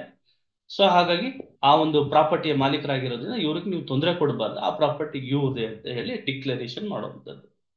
ಸೂಟ್ ಫಾರ್ ಡ್ಯಾಮೇಜಸ್ ಅಂತ ಹೇಳಿ, ಯಾವುದೇ ಒಬ್ಬ ವ್ಯಕ್ತಿಯ ಒಂದು ಆಸ್ತಿಯ ಹಾನಿ ಮಾಡಿದಂತ ಸಂದರ್ಭದಲ್ಲಿ ಆ ಆಸ್ತಿಗೆ ಸಂಬಂಧಪಟ್ಟಂತಹ ಒಂದು ಏನು ಮೌಲ್ಯ ಇರ್ತದೆ, ಆ ಮೌಲ್ಯವನ್ನ ನೀವು ಕಟ್ಕೊಡಿ. ಆಸ್ತಿ ಹಾನಿ ಮಾಡಿದಿರಲ್ಲ, ಆಸ್ತಿ ಹಾನಿ ಮಾಡಿದಾಗ ಆ ನಷ್ಟವನ್ನ ನೀವು ಪರಿಹಾರ ರೂಪದಲ್ಲಿ ಕೊಡಿ ಅಂತೇಳಿ ಏನು ಸಿವಿಲ್ ನ್ಯಾಯ ಇತ್ಯರ್ಥ ಪಡಿಸುವಂತ ಒಂದು ಸೂಟ್ ಆಗಿರ್ತದೆ. ಆ ಸೂಟ್ ಅನ್ನ ನಾವು ಸೂಟ್ ಫಾರ್ ಡ್ಯಾಮೇಜಸ್ ಅಂತ ನಾವು ಕರಿತೀವಿ. ತದನಂತರ suit for damages or suit for compensation ಅಂತ ನಾವು ನೋಡ್ತೀವಿ. ಸೊ ಹೀಗೆ ಸಾಕಷ್ಟು ಬಗೆಯಾದಂತಹ ಒಂದು ಸಿವಿಲ್ ವ್ಯಾಜ್ಯಗಳನ್ನ ನೋಡ್ತೀವಿ. ಇತ್ತೀಚೆಗೆ ಇವತ್ತು ಬೆಳಿಗ್ಗೆ ನ್ಯೂಸ್ ಚಾನೆಲ್ ಅನ್ನು ನೋಡ್ತಾ ಇರ್ಬೇಕಾದ್ರೆ ಒಂದು ದೇವಸ್ಥಾನದಲ್ಲಿ ಅರ್ಚನೆ ಮಾಡೋ ವಿಚಾರದಲ್ಲಿ, ಏನು ಆ ಪೂಜಾರಿಕೆಯನ್ನ ಮಾಡೋ ವಿಚಾರದಲ್ಲಿ ಎರಡು ಕುಟುಂಬಗಳ ನಡುವೆ ಒಂದು ವಿವಾದ ಸೃಷ್ಟಿ ಉಂಟಾಗಿತ್ತು. ಇಲ್ಲ, ನಾವು ಅರ್ಚಕರಾಗಿ ತಲಾಂತರದಿಂದ ಮಾಡ್ಕೊಂಡ್ ಬಂದಿದ್ದೀವಿ ಆ ದೇವಸ್ಥಾನದಲ್ಲಿ, ಈ ನಿಟ್ಟಿನಲ್ಲಿ ನಾವು ಮಾಡ್ಬೇಕು, ಇವ್ರ್ಯಾರೋ ಬೇರೆ ಕುಟುಂಬದವ್ರು ಬಂದು ಅದನ್ನ ಅರ್ಚನೆ ಮಾಡ್ತಾ ಇದ್ದಾರೆ, ಸೊ ಇದು ನಮಗೆ ನಾವು ಕೊಡ್ಬೇಕು ಅನ್ನೋ ನಿಟ್ಟಿನಲ್ಲಿ ವಿವಾದ ಉಂಟಾಗಿತ್ತು. ಸೊ ಇಲ್ಲಿ ನಾವು ಸಿವಿಲ್ ನ್ಯಾಯ ಪ್ರಕ್ರಿಯೆಯಲ್ಲಿ ಎಲ್ಲ ಒಂದು ಸಿವಿಲ್ ವ್ಯಾಜ್ಯಗಳನ್ನ ನ್ಯಾಯಾಲಯ ಇತ್ಯರ್ಥವನ್ನ ಪಡಿಸುತ್ತೆ, ಯಾವ ಒಂದು ವಿಚಾರದಲ್ಲಿ ಸಿವಿಲ್ ನ್ಯಾಯಾಲಯ ಇತ್ಯರ್ಥ ಪಡಿಸೋದಿಲ್ಲ. ಕಾಸ್ಟಿನ ವಿಚಾರವಾಗಿ, ರಿಲಿಜಿಯಸ್ ಪ್ರಾಕ್ಟೀಸಸ್ ವಿಚಾರವಾಗಿ ಸಿವಿಲ್ ನ್ಯಾಯಾಲಯಗಳು ಅದನ್ನ ಏನು ಪ್ರಕರಣವನ್ನ ದಾಖಲಿಸಲ್ಲ. ಯಾಕೆ ಸರ್ ಅಂತ ನೀವು ಪ್ರಶ್ನೆಯನ್ನ ಕೇಳಿದ್ರೆ, ನೋಡಿ, ಕಾನೂನಿನ ಅಡಿಯಲ್ಲಿ ಸಿವಿಲ್ ಪ್ರೊಸೀಜರ್ ಕೋಡ್ ನಲ್ಲಿ ಅದನ್ನ ಬಾರ್ ಮಾಡಲಾಗಿದೆ. ಕಾಸ್ಟ್ ವಿಚಾರದಲ್ಲಿ ಅಥವಾ ಯಾವುದೋ ಒಂದು ರಿಲಿಜಿಯಸ್ ಪ್ರಾಕ್ಟೀಸಸ್ ವಿಚಾರದಲ್ಲಿ ಅದನ್ನ ಇತ್ಯರ್ಥಪಡಿಸಬಾರ್ದು. ಯಾಕೆ ಸರ್ ಅಂತಂದ್ರೆ, it is the matter of rights prevailed in the constitution. There is a difference between civil codes and constitutional codes ಅಂತ. There is a difference between civil codes and codes of constitutional rights ಅಂತ. Sir, civil rights ಅಂದ್ರೆ ಏನು sir ಅಂತಂದ್ರೆ, ನಾಗರಿಕರಿಗೆ ಕೊಟ್ಟಿರುವಂತಹ ಹಕ್ಕುಗಳು. Right to live in a healthy environment, right to access education, right to freedom of movement, right to form an association, which is altogetherly called as the freedom, the basic fundamental rights ಅಂತ ನಾವು ಕರಿತೀವಿ, ಮೂಲಭೂತವಾದಂತಹ ಹಕ್ಕುಗಳು ಅಂತ ಕರಿತೀವಿ. ಆ ಹಕ್ಕುಗಳು ಚ್ಯುತಿಯಾದಂತ ಸಂದರ್ಭದಲ್ಲಿ ನಾನು ನೇರವಾಗಿ ಹೈಕೋರ್ಟ್ಗೆ ಹೋಗಿ ರಿಟ್ ಅರ್ಜಿಯನ್ನ ಸಲ್ಲಿಸಿ ಆದೇಶಗಳನ್ನ ತಗೊಂಡ್ಬಂದು, ನೋಡಿ ಈ ತರ ನನಗೆ ತೊಂದರೆ ಆಗಿದೆ, ನನ್ನ ಹಕ್ಕಕ್ಕೆ ತೊಂದರೆ ಆಗಿದೆ ಅಂತ ಹೇಳಿ ಪಡ್ಕೊಳ್ಳುವಂತ ವಿಚಾರದಲ್ಲಿ ಆ ತರ ನ್ಯಾಯಾಲಯಗಳೇನಿದೆ, ನೀನು ಕರ್ನಾಟಕದ ಗೌರವಾನ್ವಿತ ಉಚ್ಚ ನ್ಯಾಯಾಲಯ ಇರ್ಬೋದು ಅಥವಾ ಸರ್ವೋಚ್ಚ ನ್ಯಾಯಾಲಯ ಸುಪ್ರೀಂ ಕೋರ್ಟ್ ಆಗಿರ್ಬೋದು, ಸೊ ಈ ನಿಟ್ಟಿನಲ್ಲಿ ಅವು ಕಾನ್ಸ್ಟಿಟ್ಯೂಷನಲ್ ಕೋರ್ಟ್ಸ್ ಆಗಿರುತ್ತೆ. ಅಂದ್ರೆ ಯಾವುದು ಸಿವಿಲ್ ರೈಟ್ಸ್ ಆಗಿ ನಮಗೆ ಕೊಟ್ಟಿದೆ, ಏನು ಕಾನೂನು ಏನು ಕೊಟ್ಟಿದೆ, ಏನು ಸಂವಿಧಾನ ನಮಗೆ ಕೊಟ್ಟಿದೆ, ಆ ನಿಟ್ಟಿನಲ್ಲಿ ಚ್ಯುತಿಯಾದಂತ ಸಂದರ್ಭದಲ್ಲಿ ನಾನು ಕಾನ್ಸ್ಟಿಟ್ಯೂಷನಲ್ ಕೋರ್ಟ್ ಅಪ್ರೋಚ್ ಮಾಡಿ ನಾನು ರೆಮಿಡಿಯನ್ನ ಪಡ್ಕೊಂತೀನಿ.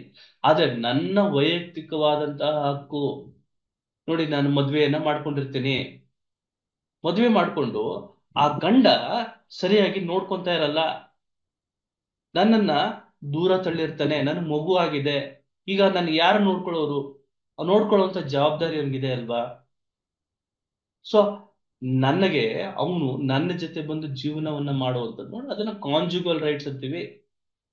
ಆ ನಿಟ್ಟಿನಲ್ಲಿ ಫ್ಯಾಮಿಲಿ ಕೋರ್ಟ್ ನಲ್ಲಿ ನಾನು ಪ್ರಕರಣವನ್ನ ದಾಖಲಿಸ್ತೀನಿ, ಅದು ಸಹ ಸಿವಿಲ್ ರೈಟ್ಸಿನ ಒಳಗಡೆ ಬರುತ್ತೆ. ಸಿವಿಲ್ ನ್ಯಾಯಾಲಯ, ಸಿವಿಲ್ ಪ್ರಕ್ರಿಯೆ ಏನಿರುತ್ತೆ ಆ ವ್ಯವಸ್ಥೆಯಲ್ಲಿ, ಅದೇ ಪ್ರಕ್ರಿಯೆಯನ್ನ ಅಲ್ಲೂ ಫಾಲೋ ಮಾಡಲಾಗುತ್ತೆ.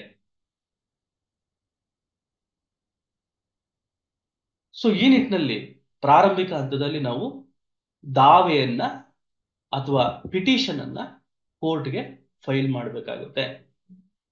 ಪಿಟಿಷನ್ ಅನ್ನ ಕೋರ್ಟ್ಗೆ ಫೈಲ್ ಮಾಡಿದಂತ ಸಂದರ್ಭದಲ್ಲಿ ತದನಂತರ ನೆಕ್ಸ್ಟ್ ಏನ್ ಸರ್ ಅಂತ ಕೇಳಿದ್ರೆ, ತದನಂತರ ದೇರ್ ಆರ್ 18 ಸ್ಟೇಜಸ್. ಟೋಟಲ್ ಆಗಿ ನಮ್ಗೆ 18 ಹಂತಗಳನ್ನ ನಾವು ಪಾಸ್ ಮಾಡಿ ಬಂದ ಮೇಲೆ ನಮಗೆ ನ್ಯಾಯವನ್ನ ಸಿಗುತ್ತೆ. ಅಷ್ಟು ಜಟಿಲವಾದಂತಹ ಒಂದು ಕಾನೂನಿನ ಒಂದು ಕ್ಲಿಷ್ಟತೆಗಳನ್ನ, ಹಂತಗಳನ್ನ ನಾವು ಅರ್ಥೈಸ್ಕೋಬೇಕಾಗುತ್ತೆ. ಯಾಕೆ ಅಂತಂದ್ರೆ, ನಮ್ಮಲ್ಲಿ ಜನಸಂಖ್ಯೆ ವಿಪರೀತವಾಗಿದ್ದು ಲಕ್ಷಾಂತರ ಕೋಟ್ಯಾಂತರ ಜನರು ಕೇಸನ್ನ ಹೂಡಿದಂತ ಸಂದರ್ಭದಲ್ಲಿ ಒಬ್ಬ ವ್ಯಕ್ತಿ ಒಂದು ದಾವೆಯನ್ನ ಸಲ್ಲಿಸಿದಾಗ ಅವನಿಗೆ ಆ ಒಂದೇ ದಿವಸದಲ್ಲಿ ನಾವು ನ್ಯಾಯವನ್ನ ಕೊಡ್ಸಕ್ಕಾಗಲ್ಲ. ಅವನನ್ನ ನಾವು ಕ್ಯೂ ಅಲ್ಲಿ ಇಡ್ಬೇಕಾಗುತ್ತೆ. ಆಯ್ತು, ಇವತ್ತು ಕೇಸ್ ಹಾಕಿದ್ದೆ ಅಲ್ವಾ, ಅವನ ಆಪೋಸಿಟ್ ಪಾರ್ಟಿಯನ್ನ ಕರ್ಸೋಣ, ಕರ್ಸಿ ನೀನ್ ಏನ ಕೇಸ್ ಹಾಕಿದ್ಯಲ್ಲ ಅದ ಕಾಪಿಯನ್ನ ಅವನಿಗೂ ಸರ್ವ್ ಮಾಡಿಸಿ ಅವನೇನ್ ಹೇಳ್ತಾನೆ ಅಂತ ಕೇಳೋಣ.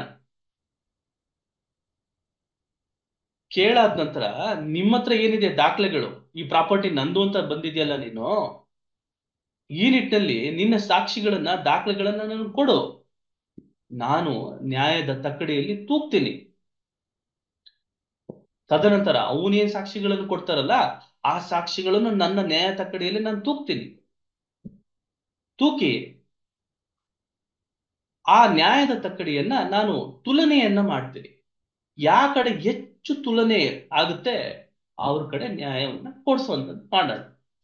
ಸೊ ಈ ನಿಟ್ಟಿನಲ್ಲಿ ನಾವು concept of fair trial mechanisms ಅದನ್ನ ಅರ್ಥೈಸ್ಕೋಬೇಕು. ನೋಡಿ, ಯಾವುದೇ ನ್ಯಾಯ ಪ್ರಕ್ರಿಯೆಯಲ್ಲಿ, ಜುಡಿಷಿಯಲ್ ಪ್ರಾಸೆಸ್ ಅಲ್ಲಿ, ಇನ್ obtaining justice or as a judge or as a magistrate, the court always sees that justice should be prevailed. ಸತ್ಯಮೇವ ಜಯತೆ, ಸತ್ಯ ಯಾವಾಗ್ಲೂ ಗೆಲ್ಬೇಕು. ನ್ಯಾಯ ವಿಲೇವಾರಿಯಲ್ಲಿ ಯಾವುದೇ ತರ ತಪ್ಪು ಲೋಪದೋಷಗಳು ಆಗ್ಬಾರ್ದು. ಯಾಕೆ ಅಂತಂದ್ರೆ ಆ ಒಂದು ಲೋಪದೋಷ ಅವನನ್ನ ಬಹಳ ಕಷ್ಟಕ್ಕೆ ಈಡು ಮಾಡುತ್ತೆ. ಈ ನಿಟ್ಟಿನಲ್ಲಿ ವಿಳಂಬ ಆದ್ರೂ ಚಿಂತೆ ಇಲ್ಲ, ಆದ್ರೆ ಅವನಿಗೆ ಫೇರ್ ಜಸ್ಟಿಸ್ ಅನ್ನ ಕೊಡ್ಬೇಕು ಅಂತ ಹೇಳಿ. ಸರ್, ಹಾಗಾದ್ರೆ ಈ ಫೇರ್ ಜಸ್ಟಿಸ್ ಅಂದ್ರೆ ಏನು ಸರ್? ಫೇರ್ ಅಂದ್ರೆ ಏನು? ಫೇರ್ ಅಂತಂದ್ರೆ ಒಂದು ಸರಿಯಾದಂತಹ ಸಮಂಜಸ ನ್ಯಾಯವನ್ನ ಕೊಡ್ಬೇಕು. ನೀನ್ ನ್ಯಾಯ ಕೊಟ್ಟಿದ್ಯಲ್ಲ ಗುರು, ಆ ನ್ಯಾಯ ಕರೆಕ್ಟ್ ಆಗಿದೆ, ಜಡ್ಜ್ಮೆಂಟ್ ಇದೆಯಲ್ಲ, ದಟ್ ಈಸ್ ರೈಟ್ ಜಡ್ಜ್ಮೆಂಟ್ ಅನ್ಬೇಕು. ಅದರಿಂದ ಆ ಒಂದು ನ್ಯಾಯಾಂಗ ವ್ಯವಸ್ಥೆಗೆ ಗೌರವ ಬರಬೇಕು. ಸೊ ಈ ನಿಟ್ಟಿನಲ್ಲಿ ನ್ಯಾಯಾಲಯ ಒಂದು ಕಾನ್ಸೆಪ್ಟ್ ಆಫ್ ಫೇರ್ ಟ್ರಯಲ್ ಅನ್ನ ಫಾಲೋ ಮಾಡುತ್ತೆ. ಒಂದು ಸರಿಯಾದಂತಹ ಒಂದು ನ್ಯಾಯ ಪ್ರಕ್ರಿಯೆಯನ್ನ ಅಲ್ಲಿ ಕೆಲವೊಂದು ತತ್ವಗಳನ್ನ ಅವಲಂಬಿಸಿಕೊಂಡಿದೆ. ಯಾವುದು ಸರ್ ಅಂತ ಕೇಳಿದ್ರೆ, ಮೊದಲನೇದು ಏನು ಅಂತಂದ್ರೆ ಪ್ರಿನ್ಸಿಪಲ್ ಆಫ್ ಬಯಾಸ್ ಅಂತ. ಏನ್ ಸರ್ ಇದು ಪ್ರಿನ್ಸಿಪಲ್ ಆಫ್ ಬಯಾಸು ಅಂತ ಕೇಳಿದ್ರೆ, ನೋಡ್ರಿ, ನಾನು ಜಡ್ಜ್ ಆಗಿದ್ದೀನಿ. ಈಗ ಹರೀಶ್ ಅವ್ರು ಬಂದ್ರು, ಈರಪ್ಪ ಅವ್ರು ಬಂದ್ರು. ಹರೀಶ್ ಅವ್ರು ಬಂದು, ನೋಡಿ ಸರ್, ನಾನು ಈ ತರ ಒಂದು ಪ್ರಾಡಕ್ಟ್ ಅನ್ನ ಪರ್ಚೇಸ್ ಮಾಡಿದ್ದೆ ಈರಪ್ಪ ಅವ್ರ ಕಡೆಯಿಂದ. ಈರಪ್ಪ ಅವರು ಒಂದು ಅಂಗಡಿಯನ್ನ ಇಟ್ಕೊಂಡಿದ್ದಾರೆ. ಏನು ಅವ್ರ ಅಂಗಡಿಯಲ್ಲಿ ನಾನು ಒಂದು ಸಾಮಗ್ರಿನ ನಾನು ಪರ್ಚೇಸ್ ಮಾಡಿದೆ. ಆ ಸಾಮಗ್ರಿಯಲ್ಲಿ ದೋಷ ಇದೆ, ಡಿಫಿಷಿಯನ್ಸಿ ಇದೆ ಆ ಪ್ರಾಡಕ್ಟ್ ಅಲ್ಲಿ. ನಾನು ವಾಪಸ್ ಕೊಡ್ರಿ, ನಂದು ವಾಪಸ್ ಕೊಡಿ ಅಂತ ಕೇಳ್ತಾ ಇದ್ದೀನಿ. ಅವರು ಈ ಕಡೆ ನನ್ನ ದುಡ್ಡುನು ಕೊಡ್ತಾ ಇಲ್ಲ, ಈ ಕಡೆ ಆ ಸಾಮಗ್ರಿನ ಎಕ್ಸ್ಚೇಂಜ್ ಮಾಡ್ಕೊಡ್ತಾ ಇಲ್ಲ. ಇದರಿಂದ ನಮ್ಗೆ ನಷ್ಟ ಉಂಟಾಗಿದೆ ಸರ್ ಅಂದಾಗ ನಾನೇನ್ ಹೇಳ್ತೀನಿ, ನೋಡ್ರಿ, ಒಂದ್ ಕೆಲಸ ಮಾಡೋಣ, ನಾನು ಕನ್ಸ್ಯೂಮರ್, ಏನು ನೀವು ಗ್ರಾಹಕರಿದ್ದೀರಿ, ಇದು ಒಂದು ಕನ್ಸ್ಯೂಮರ್ ನ್ಯಾಯಾಲಯ ಆಗಿದೆ. ನಾನು ನಿಮ್ ಕನ್ಸ್ಯೂಮರ್ ಪರವಾಗೇ ನಿಮ್ಗೆ ನಾನು ನ್ಯಾಯ ಕೊಡ್ತೀನಿ ಅಂತ ಹೇಳೋಕ್ ಸಾಧ್ಯ ಇಲ್ಲ. ನಾನು ಕನ್ಸ್ಯೂಮರ್ ನ್ಯಾಯಾಲಯ ಆಗಿದ್ದು, ಗ್ರಾಹಕರ ನ್ಯಾಯಾಲಯ ಆಗಿದ್ದು, ಒಬ್ಬ ನ್ಯಾಯಾಧೀಶ ಅಥವಾ ಮ್ಯಾಜಿಸ್ಟ್ರೇಟ್ ಆಗಿದ್ದು ಸಹ, ನಾನು ನ್ಯಾಯವನ್ನ ಕೊಡುವಂತ ಸಂದರ್ಭದಲ್ಲಿ ನಾನು ಇಬ್ಬರು ಪಕ್ಷಗಾರರನ್ನ ಆಲಿಸ್ಬೇಕಾಗ್ತದೆ. ಇಬ್ಬರು ಪಕ್ಷರನ್ನ ಹಿಯರಿಂಗ್ ದಿ ಬೋತ್ ಪಾರ್ಟೀಸ್ ಅನ್ನೋದು ಒಂದು ತತ್ವ. ನಾಟ್ ಬೀಯಿಂಗ್ ಅ ಬಯಾಸ್ ಅಂದ್ರೆ ಯಾರ ಕಡೆಗೂ ಫೇವರ್ ಆಗಲ್ಲ. ನೋಡಿ, ಈಗ ನನ್ಗೆ ಅಕ್ಬರ್ ಭಾಷೆ ಅವರು ಸ್ನೇಹಿತರು, ದಿವಾಕರ್ ಅವರು ನನ್ನ ಕುಚಿಕು ಅಂತ ಹೇಳ್ಬೋದು. ದಿವಾಕರ್ ಅವರು ನನ್ನ ಆಪ್ತ ಮಿತ್ರವರು, ಅಕ್ಬರ್ ಭಾಷೆ ಅವರು ನನ್ನ ಪರಿಚಯದವರು. ಸೊ ಅಂತ ಸಂದರ್ಭದಲ್ಲಿ ದಿವಾಕರ್ ಅವ್ರು ಬಂದು, ಪುರುಷೋತ್ತಮ್ ಸರ್, ನನಗೆ ನ್ಯಾಯವನ್ನ ಕೊಡಿಸ್ಕೊಡಿ, ನೀವು ನನ್ನ ಸ್ನೇಹಿತರು ಇದ್ದೀರ, ನನ್ನ ಬಗ್ಗೆ ನಿಮ್ಗೆ ಗೊತ್ತಲ್ಲ ಅಂದಾಗ ನಾನೇನ್ ಮಾಡ್ತೀನಿ, ದಿವಾಕರ್ ಅವರೇ ಸ್ವಲ್ಪ ತಾಳ್ಮೆಯಿಂದಿರಿ, ನೋಡೋಣ ಕೇಸ್ನಲ್ಲಿ ಏನಿದೆ ಅಂತ ಹೇಳಿ ನಾನು ಇಬ್ಬರನ್ನ ಕರೆಸಿ ವಿಚಾರಣೆಯನ್ನ ಮಾಡ್ತೀನಿ. ಈ ನಿಟ್ಟಿನಲ್ಲಿ ಯಾರಿಗೂ ನಾನು ಪಕ್ಷಪಾತವನ್ನ ಮಾಡಲ್ಲ. ನೋಡಿ, ಈ ಪಕ್ಷಪಾತ ಇದೆಯಲ್ಲ, ಅದು ನಿಷ್ಪಕ್ಷಪಾತವಾಗಿ ನ್ಯಾಯ ಪ್ರಕ್ರಿಯೆಯಲ್ಲಿ ಇರಬೇಕಾಗ್ತದೆ. ನಿಷ್ಪಕ್ಷಪಾತವಾಗಿ ನಾನು ಯಾವುದೇ ಪ್ರಕರಣವನ್ನ ನಾನು ವಿಚಾರಣೆಗೆ ಗುರಿಪಡಿಸಿ ಅದರಲ್ಲಿ ನಿಜಾಂಶವನ್ನು ಹೊರತೆಗೆದು ನ್ಯಾಯವನ್ನ ಕೊಡಬೇಕಾಗ್ತದೆ. So being unbiased is the first principle of the concept of fair trial. The second concept of fair trial is hearing the both parties. ಬಂದ್ರು ದಿವಾಕರ್ ಅವ್ರು ಬಂದ್ರು, ಹೌದಾ ದಿವಾಕರ್ ಅವರೇ, ನಿಮ್ ಬಗ್ಗೆ ನಂಗೆ ಚೆನ್ನಾಗಿ ಗೊತ್ತಿದೆ, ಆಯ್ತು ಅಕ್ಬರ್ ಭಾಷೆ ಅವ್ರು ಇಂಥ ಕೆಲಸ ಮಾಡಿರ್ಬೋದು ಅಂತ ಹೇಳಿ ನಾನು ಅಕ್ಬರ್ ಭಾಷೆ ಅವ್ರಿಗೆ, ಬನ್ರಿ ನೀವು ಇಷ್ಟು ದಂಡ ಕಟ್ರಿ, ನೀವು ಅವ್ರಿಗೆ ನೀವು ನಷ್ಟ ಆಗಿದೆಯಂತೆ ಅಂತ ಹೇಳಿ ಅವ್ರ ವಿರುದ್ಧವಾಗಿ ಜಡ್ಜ್ಮೆಂಟ್ ಬರೆಯೋ ಹಾಗಿಲ್ಲ. ಸೊ ಇದನ್ನ ನಾವೇನಂತ ಕರಿತೀವಿ ಆಡಿಯೋ ಆಲ್ಟ್ರಮ್ ಪಾರ್ಟಮ್ ಅಂತ ಕಾನೂನು ಭಾಷೆಯಲ್ಲಿ ಹೇಳ್ತೀವಿ. ಸೊ ಇದು ನಾವು ಹಿಯರಿಂಗ್ ದಿ ಬೋತ್ ಪಾರ್ಟೀಸ್ ಅಂತ ಕರಿತೀವಿ. ನಾನು ಒಂದು ಜಡ್ಜ್ಮೆಂಟ್ ಅನ್ನ ಬರಿಬೇಕು, ತೀರ್ಪನ್ನ ಬರಿಬೇಕು. ಈ ನಿಟ್ಟಿನಲ್ಲಿ ತೀರ್ಪನ್ನ ಬರೆಯುವಂತ ಸಂದರ್ಭದಲ್ಲಿ ನಾನು ಹೇಳ್ತೀನಿ, ನೋಡ್ರಿ, ಆ ಯಾವುದೇ ತರ ಏನು ನಾನು ರೀಸನ್ಸೇ ಕೊಡಲ್ಲ. ಯಾಕೆ ನಾನು ಇವ್ರ ಪರವಾಗಿ ನಾನು ಆದೇಶವನ್ನ ಮಾಡ್ತಾ ಇದ್ದೀನಿ, ಯಾಕೆ ಇವ್ರ ಪರವಾಗಿ ನಾನು ತೀರ್ಪನ್ನ ಕೊಡ್ತಾ ಇದ್ದೀನಿ ವಿಚಾರವಾಗಿ ನಾನು ಯಾವುದೇ ತರ ಒಂದು ರೀಸನ್ಸ್ ಅನ್ನ ಕೋಟ್ ಮಾಡ್ದಲೆ ಒಂದು ತೀರ್ಪನ್ನ ಕೊಟ್ಬಿಟ್ಟೆ ಅಂತ ಇಟ್ಕೊಳ್ಳಿ. ಅಂತ ಸಂದರ್ಭದಲ್ಲಿ ಆ ತೀರ್ಪು ಅಥವಾ ಆ ತೀರ್ಪು ಏನು ಸಮಂಜಸವಾದಂತಹ ನ್ಯಾಯಕ್ಕೆ ಸಮವಾಗಿರಲ್ಲ. ಸೊ ಸಮಂಜಸವಾದಂತಹ ನ್ಯಾಯ ಅನ್ನ ನಾವು ಒಬ್ಬ ವ್ಯಕ್ತಿಗೆ ಕೊಡ್ಬೇಕಾದ್ರೆ ನಾನು ಏನಕ್ಕೆ ತೀರ್ಪನ್ನ ಅವರ ಪರವಾಗಿ ಇವರ ವಿರುದ್ಧವಾಗಿ ನಾನು ಕೊಡ್ತಾ ಇದ್ದೀನಿ ಅಂತೇಳಿ ಒಬ್ಬ ಜಡ್ಜ್ ಆದಂಥವ್ರು, ಒಬ್ಬ ಮ್ಯಾಜಿಸ್ಟ್ರೇಟ್ ಆದಂಥವ್ರು ಅದನ್ನ ಕೋರ್ಟ್ ಮಾಡ್ಬೇಕಾಗುತ್ತೆ. ರೀಸನ್ಡ್ ಡಿಸಿಷನ್ ಅಂತ ಕರಿತೀವಿ. So principle of reason decisions. So ಈ ಮೂರು ಬೇಸಿಕ್ ಆಗಿ ಈ ಮೂರು ತತ್ವಗಳನ್ನ ಅಳವಡಿಸ್ಕೊಂಡು ಈ ನ್ಯಾಯ ವಿಲೇವಾರಿಯನ್ನ ಕೊಡ್ಲಾಗ್ತದೆ. ಸಿವಿಲ್ ಕೇಸ್ಗಳನ್ನು ಇದೇ ರೀತಿಯಲ್ಲಿ 18 ಸ್ಟೇಜಸ್ ಬರ್ತದೆ. ಈ 18 ಸ್ಟೇಜಸ್ ಯಾವುದು ಸರ್ ಮುಖ್ಯವಾಗಿ ಅಂತ ನೀವೇನಾದ್ರೂ ಪ್ರಶ್ನೆಯನ್ನ ಕೇಳಿದ್ರೆ 18 ಸ್ಟೇಜಸ್ ಅನ್ನ ನಾನು ತಮಗೆ ತೋರಿಸ್ತೀನಿ. ಯಾವುದು 18 ಸ್ಟೇಜಸ್ ಅಂತ ತೋರಿಸ್ತೀನಿ. Let me share the stages of the civil suits, stages of civil suits. ನಾನು ಹೇಳದ್ನಲ್ಲ, ಈಗ ನಾನೊಂದು ಬಿರಿಯಾನಿ ಮಾಡ್ಬೇಕು ಅಥವಾ ನಾನೊಂದು ಪಲಾವ್ ಮಾಡ್ಬೇಕು. ಪಲಾವ್ ಮಾಡ್ಬೇಕಾದ್ರೆ ಅದ್ರದ್ದೊಂದು ಪ್ರಕ್ರಿಯೆ ಇರುತ್ತೆ, ಆಯ್ತಾ.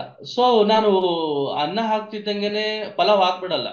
ಸೊ ಅದಕ್ಕೆ ನಾನು ಮೊದಲು ಏನು ವೆಜಿಟೇಬಲ್ಸ್ ಗಳನ್ನ ಕಲೆಕ್ಟ್ ಮಾಡ್ಕೊಳ್ಳುವಂಥದ್ದು, ಅದನ್ನ ಹಚ್ಬೇಕಾಗ್ತದೆ. ವೆಜಿಟೇಬಲ್ಸ್ ನ ಹಚ್ಚಿ ಅದನ್ನ ಪೀಸ್ ಮಾಡಿ, ತದನಂತರ ಏನು ಒಂದು ಕುಕ್ಕರ್ಗೆ ಹಾಕಿ ಅದಕ್ಕೆ ಎಣ್ಣೆಯನ್ನ ಹಾಕಿ, ಒಗ್ಗರಣೆಯನ್ನ ಹಾಕಿ, ಮಸಾಲ ಪುಡಿಯನ್ನ ಹಾಕಿ, ತದನಂತರ ಅಕ್ಕಿಯನ್ನ ಹಾಕಿ, ನೀರು ಹಾಕಿ ಬೇಯಿಸ್ಬೇಕಾಗ್ತದೆ. ತದನಂತರ ನಮಗೆ ವೆಜಿಟೇಬಲ್ ಪಲಾವ್ ಆಗಿ ಸಿದ್ಧತೆ ಆಗುತ್ತೆ. ಹಾಗೇನೆ ಒಂದು ಸಿವಿಲ್ ಕೇಸು ಒಂದು ಸಿವಿಲ್ ನ್ಯಾಯಾಲಯಕ್ಕೆ ಹೋದಂತ ಸಂದರ್ಭದಲ್ಲಿ ಈ ರೀತಿಯ ಕೆಲವೊಂದು ಹಂತಗಳನ್ನ ದಾಟಿ ಹೋಗ್ಬೇಕಾಗ್ತದೆ.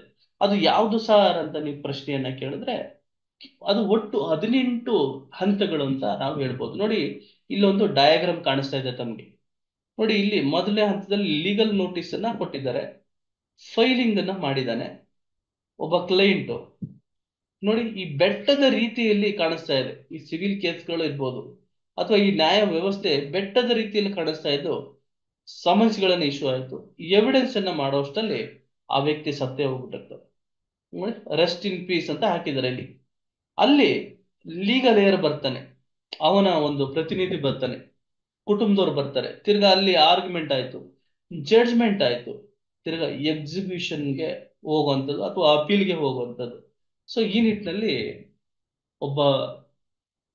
ಒಬ್ಬ ಸಾಮಾನ್ಯ ವ್ಯಕ್ತಿ, ಕಾನೂನಿನ ಜ್ಞಾನ ಇಲ್ದಲಿರುವಂತ ವ್ಯಕ್ತಿ ಈ ಕಾನೂನಿನ ಒಂದು ನ್ಯಾಯವನ್ನ, ಆ ಶಿಖರದಲ್ಲಿರುವಂತಹ ಒಂದು ನ್ಯಾಯವನ್ನ ಪಡ್ಕೊಳ್ಳೋಷ್ಟರಲ್ಲಿ ಅವನಿಗೆ ಅದು ಸಾಕಾಗಿ ಹೋಗುತ್ತೆ. ಸೊ ಈ ನಿಟ್ಟಿನಲ್ಲಿ ಈ 18 ಸ್ಟೇಜ್ಗಳನ್ನ ಅರ್ಥೈಸ್ಕೋಬೇಕಾಗುತ್ತೆ. ಸರ್ ಯಾವುದು ಸರ್ ಅದು 18 ಸ್ಟೇಜ್ಗಳು, ಯಾಕೆ ಇಷ್ಟು ವಿಳಂಬ ಆಗುತ್ತೆ ಈ ಕೇಸ್ಗಳು ಅಂತಂದ್ರೆ, ಯಾಕೆ ಅಂತಂದ್ರೆ ನೋಡಿ, ಈ ಒಂದು ಹಂತಗಳನ್ನ ದಾಟೋಗ್ಬೇಕು. ಹಾಗಾಗಿ ಈ ಹಂತಗಳಲ್ಲಿ ಡಿಲೇಗಳನ್ನ ಆಗ್ಬಿಡುತ್ತೆ. ಕೇವಲ ಇದು ಜುಡಿಷಿಯಲ್ ಪ್ರಾಸೆಸ್ಗೆ ಡಿಲೇ ಆಗೋಲ್ಲ, ಇದಕ್ಕೆ ನಾನಾ ಕಾರಣಗಳನ್ನ ಇದಾವೆ. ಅಡ್ಮಿನಿಸ್ಟ್ರೇಷನ್ ಅಲ್ಲಿ ನಾನು ಹೇಳ್ತಾ ಇದ್ದೆ, primary function of the court is to provide justice ಅಂತ. When we take the secondary function of the court is administration. ನೋಡಿ, ಒಂದು ನ್ಯಾಯಾಲಯ ಅಂತ ಬಂದಾಗ ನ್ಯಾಯಾಲಯದ ಒಂದು ಕಾರ್ಯವೈಖರಿ ಏನಿರ್ತದೆ ಅದು ಅಡ್ಮಿನಿಸ್ಟ್ರೇಟಿವ್ ಫ್ಯಾಕ್ಟರ್ಸ್ ಇರ್ತದೆ. ಅದರಲ್ಲಿ ಕೇವಲ ಜುಡಿಷಿಯಲ್ ಫ್ಯಾಕ್ಟರ್ಸ್ ಅಷ್ಟೇ ಅಲ್ಲ, ಅಡ್ಮಿನಿಸ್ಟ್ರೇಟಿವ್ ಫ್ಯಾಕ್ಟರ್ಸ್ ಇರ್ತದೆ. ಹಾಗಾಗಿ ಡಿಲೇ ಆಗ್ತದೆ. ಈ ನಿಟ್ಟಲ್ಲಿ ನಾವು ಕೇವಲ ಈ ಕೇಸಿನ ವಿಚಾರದಲ್ಲಿ ಅಥವಾ ಒಂದು ಆ ಪ್ರಕ್ರಿಯೆ ವಿಚಾರದಲ್ಲಿ ನಾವು ದೋಷವನ್ನ ಎತ್ತಿಡ್ಲಿಕ್ಕಾಗಲ್ಲ. ಕೆಲವು ಸಲ ಏನಾಗ್ತದೆ ಅಂದ್ರೆ ಜಡ್ಜ್ಗಳು ಕಡಿಮೆ ಇರ್ತಾರೆ, ಜಡ್ಜ್ಗಳು ಅಪಾಯಿಂಟ್ಮೆಂಟ್ ಆಗಿರೋಲ್ಲ, ಟ್ರಾನ್ಸ್ಫರ್ಸ್ ಆಗ್ಬಿಡುತ್ತೆ. ಸೊ ಡಿಕ್ರಿಯನ್ನ ಸರಿಯಾದ ಟೈಮ್ಗೆ ಕೊಡೋದಿಲ್ಲ, ಸಮನ್ಸ್ಗಳು ಬಂದಾಗ ಪಾರ್ಟಿಗಳು ಹಾಜರಾಗೋದಿಲ್ಲ. ಸೊ ತದನಂತರ ಯಾವುದೋ ಸಂದರ್ಭದಲ್ಲಿ ಒಂದು ಅಮೆಂಡ್ಮೆಂಟ್ ಆಫ್ ಪ್ಲೀಡಿಂಗ್ಸ್ ಅನ್ನ ಹಾಕೊಂತಾರೆ, ತಿರ್ಗಾ ಅದನ್ನ ಅಮೆಂಡ್ಮೆಂಟ್ ಅನ್ನು ಮಾಡ್ತಾರೆ. ಅದರ ಮಧ್ಯದಲ್ಲಿ ಒಂದು ಇಂಟರ್ಲೊಕೇಟರಿ ಅಪ್ಲಿಕೇಶನ್ಸ್ ಹಾಕೊಂತಾರೆ. ಆ ಇಂಟರ್ಲೊಕೇಟರಿ ಅಪ್ಲಿಕೇಶನ್ಸ್ ಮೇಲೆ ಮತ್ತೆ ಯಾವುದೋ ಒಂದು ಆರ್ಡರ್ ಆದಂತ ಸಂದರ್ಭದಲ್ಲಿ ಮತ್ತೆ ಹೈಕೋರ್ಟ್ಗೆ ಹೋಗಿ ಅಲ್ಲಿ ಸ್ಟೇ ಮಾಡುವಂಥದ್ದು. ಸೊ ಇವೆಲ್ಲ ಕಾರಣಗಳಿರುತ್ತೆ. ಸೊ ಹಾಗಾಗಿ ನಾವು ಒಂದೇ ಕಾರಣ ಆಗ್ತಾ ಇದೆ, so justice is being delayed, so all togetherly we can say justice is being denied ಅಂತ ಹೇಳಲಿಕ್ಕಾಗಲ್ಲ. ಅಥವಾ justice hurried is justice buried only because of the stages, and particularly 18 stages ಅಂತ ನಾವು we cannot point it out because there are lot other factors, administrative factors also counts. So in this regard what we can say is ಜನರು ಕಾನೂನಿನ ಶಿಕ್ಷಣವನ್ನ ಪಡೆಯುವಂಥದ್ದು, ಪಡೆದು ಏನು legislature ಶಾಸಕಾಂಗ ಏನಿದೆ ಈ ನಿಟ್ಟಿನಲ್ಲಿ ಶಾಸಕಾಂಗದ ಒಂದು ಒಂದು ಒತ್ತಡವನ್ನ ಕೊಡುವಂಥದ್ದು, ಆ ಶಾಸಕಾಂಗಕ್ಕೆ ಸರಿಯಾದಂತಹ ಕಾನೂನಿನ ರಚನೆ ಆಗ್ಲಿ ಅಂತ ಹೇಳಿ ಆ ನಿಟ್ಟಿನಲ್ಲಿ ಜನರ ಒಂದು ಒತ್ತಾಯ ಎಲ್ಲವೂ ಕೌಂಟ್ ಆಗ್ತದೆ. ಸೊ ಆ ನಿಟ್ಟಿನಲ್ಲಿ ಶಿಕ್ಷಣ, ಕಾನೂನು ಶಿಕ್ಷಣ ಬಹಳ ಮಹತ್ವಪೂರ್ಣವಾಗಿರುತ್ತೆ. ಈ 18 ಸ್ಟೇಜಸ್ ಅನ್ನ ನಾವು ನೋಡ್ತಾ ಹೋಗೋಣ. ನೋಡಿ 18 ಸ್ಟೇಜು ಯಾವುದು, 18 ಹಂತಗಳು. ನೋಡಿ ಮೊದಲನೇ ಹಂತದಲ್ಲಿ ನಾವು ಪ್ರೆಸೆಂಟೇಷನ್ ಆಫ್ ಕ್ಲೈಂಟ್ ಅಂತ ನಾವು ಕರಿತೀವಿ. ನೋಡಿ ಪ್ರೆಸೆಂಟೇಷನ್ ಆಫ್ ಕ್ಲೈಂಟ್ ಅಂತ, ಕ್ಲೈಂಟ್ ಅಂತಂದ್ರೆ it includes the a statement of claim by the plaintiff ಅಂತ. ಅಂದ್ರೆ ಯಾರು ಕೇಸನ್ನ ಹಾಕ್ತಾನೆ ಅವನ ಒಂದು ವಾದ ಪತ್ರವನ್ನ ನಾವು ಪ್ರೆಸೆಂಟೇಷನ್ ಪ್ಲೇಂಟ್ ಅಂತ ಕರಿತೀವಿ. ಆ ಪ್ರೆಸೆಂಟೇಷನ್ ಮಾಡ್ತಾನೆ. ಪ್ರೆಸೆಂಟ್ ನಾನು ಈಗ ಅಕ್ಬರ್ ಬಾಷಾ ಅವರು ವಿರುದ್ಧ ದಿವಾಕರ್ ಅವರು ಕೇಸ್ ಹಾಕ್ತಾ ಇದ್ದಾರೆ ಅಂದ್ರೆ ಕೇಸ್ ಹಾಕೋವಂಥದ್ದನ್ನ ನಾವು ಪ್ರೆಸೆಂಟೇಷನ್ ಅಂತ ಕರಿತೀವಿ, ಪ್ರೆಸೆಂಟೇಷನ್ ಆಫ್ ಪ್ಲೇಂಟ್. ಅದರಲ್ಲಿ ಸರಿಯಾದಂತಹ ಪ್ಲೀಡಿಂಗ್ಸ್ ಅನ್ನ ಮಾಡ್ಬೇಕಾಗ್ತದೆ. ಅದರಲ್ಲಿ ಏನಾದ್ರೂ ಮಿಸ್ಟೇಕ್ಸ್ ಅನ್ನ ಮಾಡಿದ್ರೆ ಆ ಮಿಸ್ಟೇಕ್ ಅನ್ನ ರೆಕ್ಟಿಫೈ ಮಾಡೋದಕ್ಕೆ ಸಾಕಷ್ಟು ಸಮಯ ತಗೊಳುತ್ತೆ. ಅದರಲ್ಲಿ ತಿರ್ಗಾ ಅಮೆಂಡ್ಮೆಂಟ್ ಮಾಡ್ಬೇಕಾಗ್ತದೆ.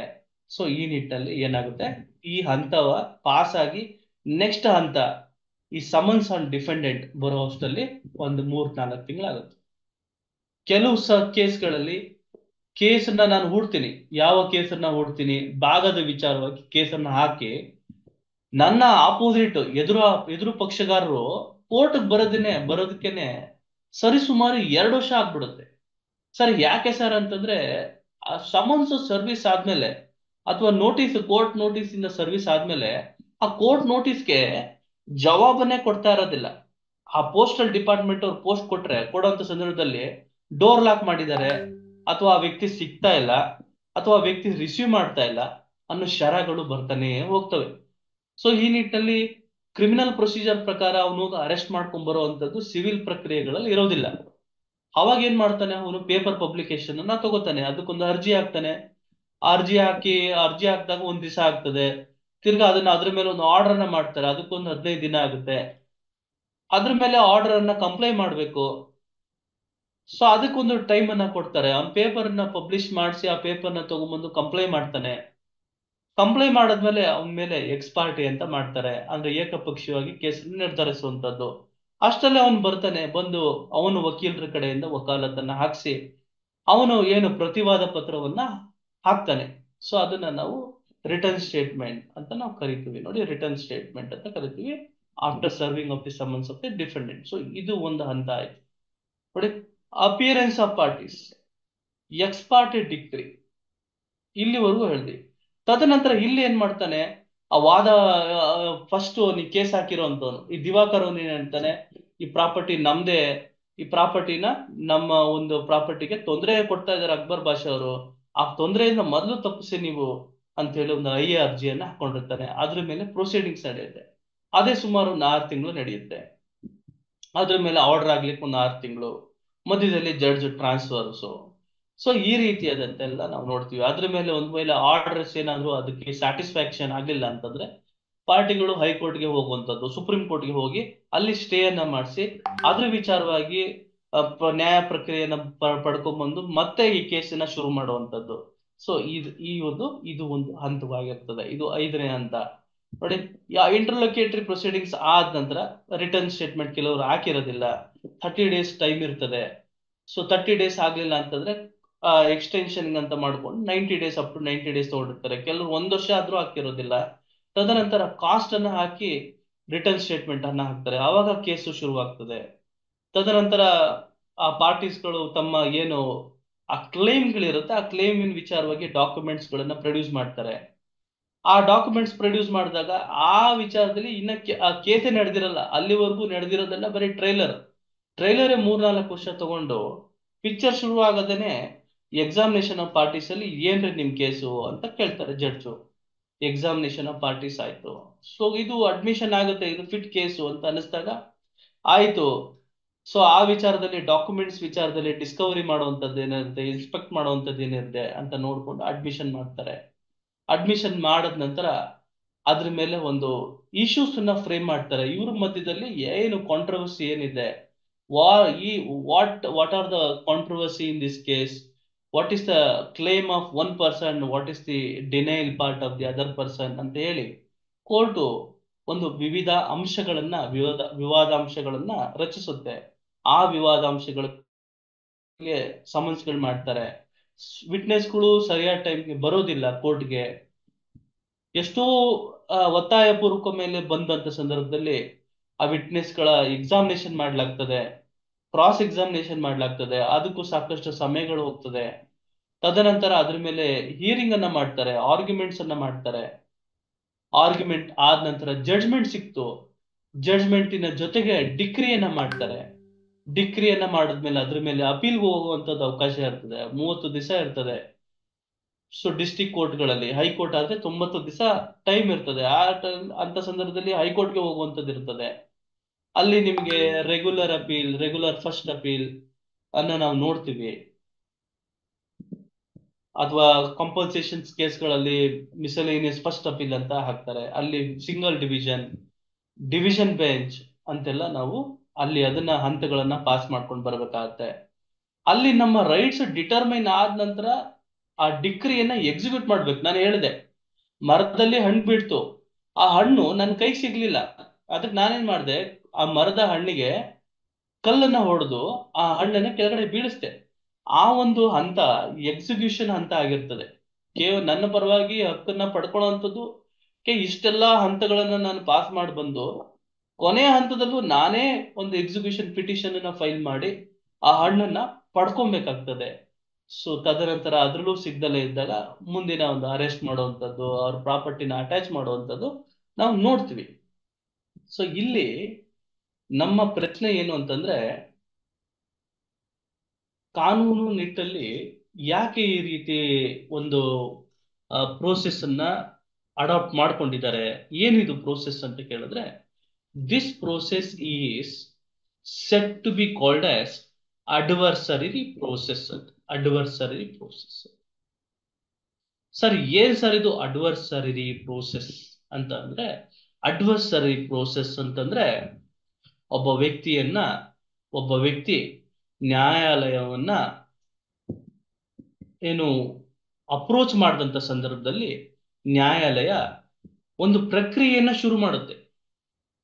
ಏನ್ ಪ್ರಕ್ರಿಯೆ ಶುರು ಮಾಡುತ್ತೆ ಅಂತಂದ್ರೆ, ವಿಚಾರಣೆ ಮಾಡೋಣ, ತಾಳ್ಮೆಯಿಂದ ವಿಚಾರಣೆಯನ್ನ ಮಾಡೋಣ, ಅವನನ್ನು ಕರ್ಸೋಣ, ಅವನಿಗೂ ನೋಟಿಸ್ ಅನ್ನ ಕೊಡೋಣ, ಸಮನ್ಸ್ ಗಳನ್ನ ಕೊಡೋಣ, ಅವನು ಬರ್ಲಿ, ಅವನು ಸಹ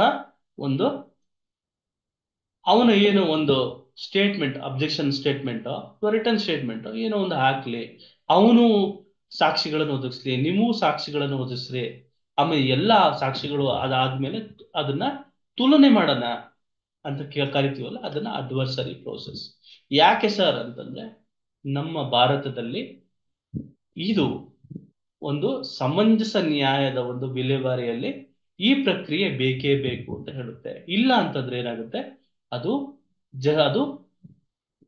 ತ್ವರಿತ ಒಂದು ನ್ಯಾಯದ ಒಂದು ಪ್ರಕ್ರಿಯೆಯಲ್ಲಿ ಅನ್ಯಾಯ ಮಾಡುವಂತ ಒಂದು ಅನ್ಯಾಯ ಆಗೋ ಒಂದು ಸಂಭವ ಜಾಸ್ತಿ ಇರುತ್ತೆ ಅಂತೇಳಿ ಈ ಒಂದು ಪ್ರಾಸೆಸ್ನ ನಮ್ಮ ಇಂಡಿಯನ್ ಕೋರ್ಟ್ಸ್, ಭಾರತದ ಒಂದು ನ್ಯಾಯಾಲಯಗಳು ಅಡಾಪ್ಟ್ ಮಾಡ್ಕೊಂಡಿದ್ದಾವೆ. ಈ ಅಡ್ವರ್ಸರಿ ಪ್ರೋಸೆಸ್ಗೆ ವಿರುದ್ಧವಾದ್ದು ಯಾವುದು ಸರ್ ಅಂತಂದ್ರೆ ಇನ್ಕ್ವಿಸಿಟೋರಿಯಲ್ ಪ್ರೋಸೆಸ್ ಅಂತ. ಯಾಕೆ ಒಬ್ಬ ರಾಜಕಾರಣಿಯನ್ನ ಜಡ್ಜ್ ಹತ್ರ ಕರ್ಕೊಂಡ್ ಸಂದರ್ಭದಲ್ಲಿ ಜಡ್ಜು ಯಾಕೆ ಪೊಲೀಸ್ನವ್ರಿಗೆ ಕೊಡ್ಲಿಲ್ಲ ಕಸ್ಟಡಿನ, ಯಾಕೆ ನ್ಯಾಯಾಲಯದ ಕಸ್ಟಡಿ ಕೊಟ್ರು ಅಂತಂದ್ರೆ because the Indian courts had adopted the system of adversary. The courts never ever had adopted the concept of the inquisitorial process. Inquisitorial process ಇಲ್ಲ ನಮ್ಮಲ್ಲಿ.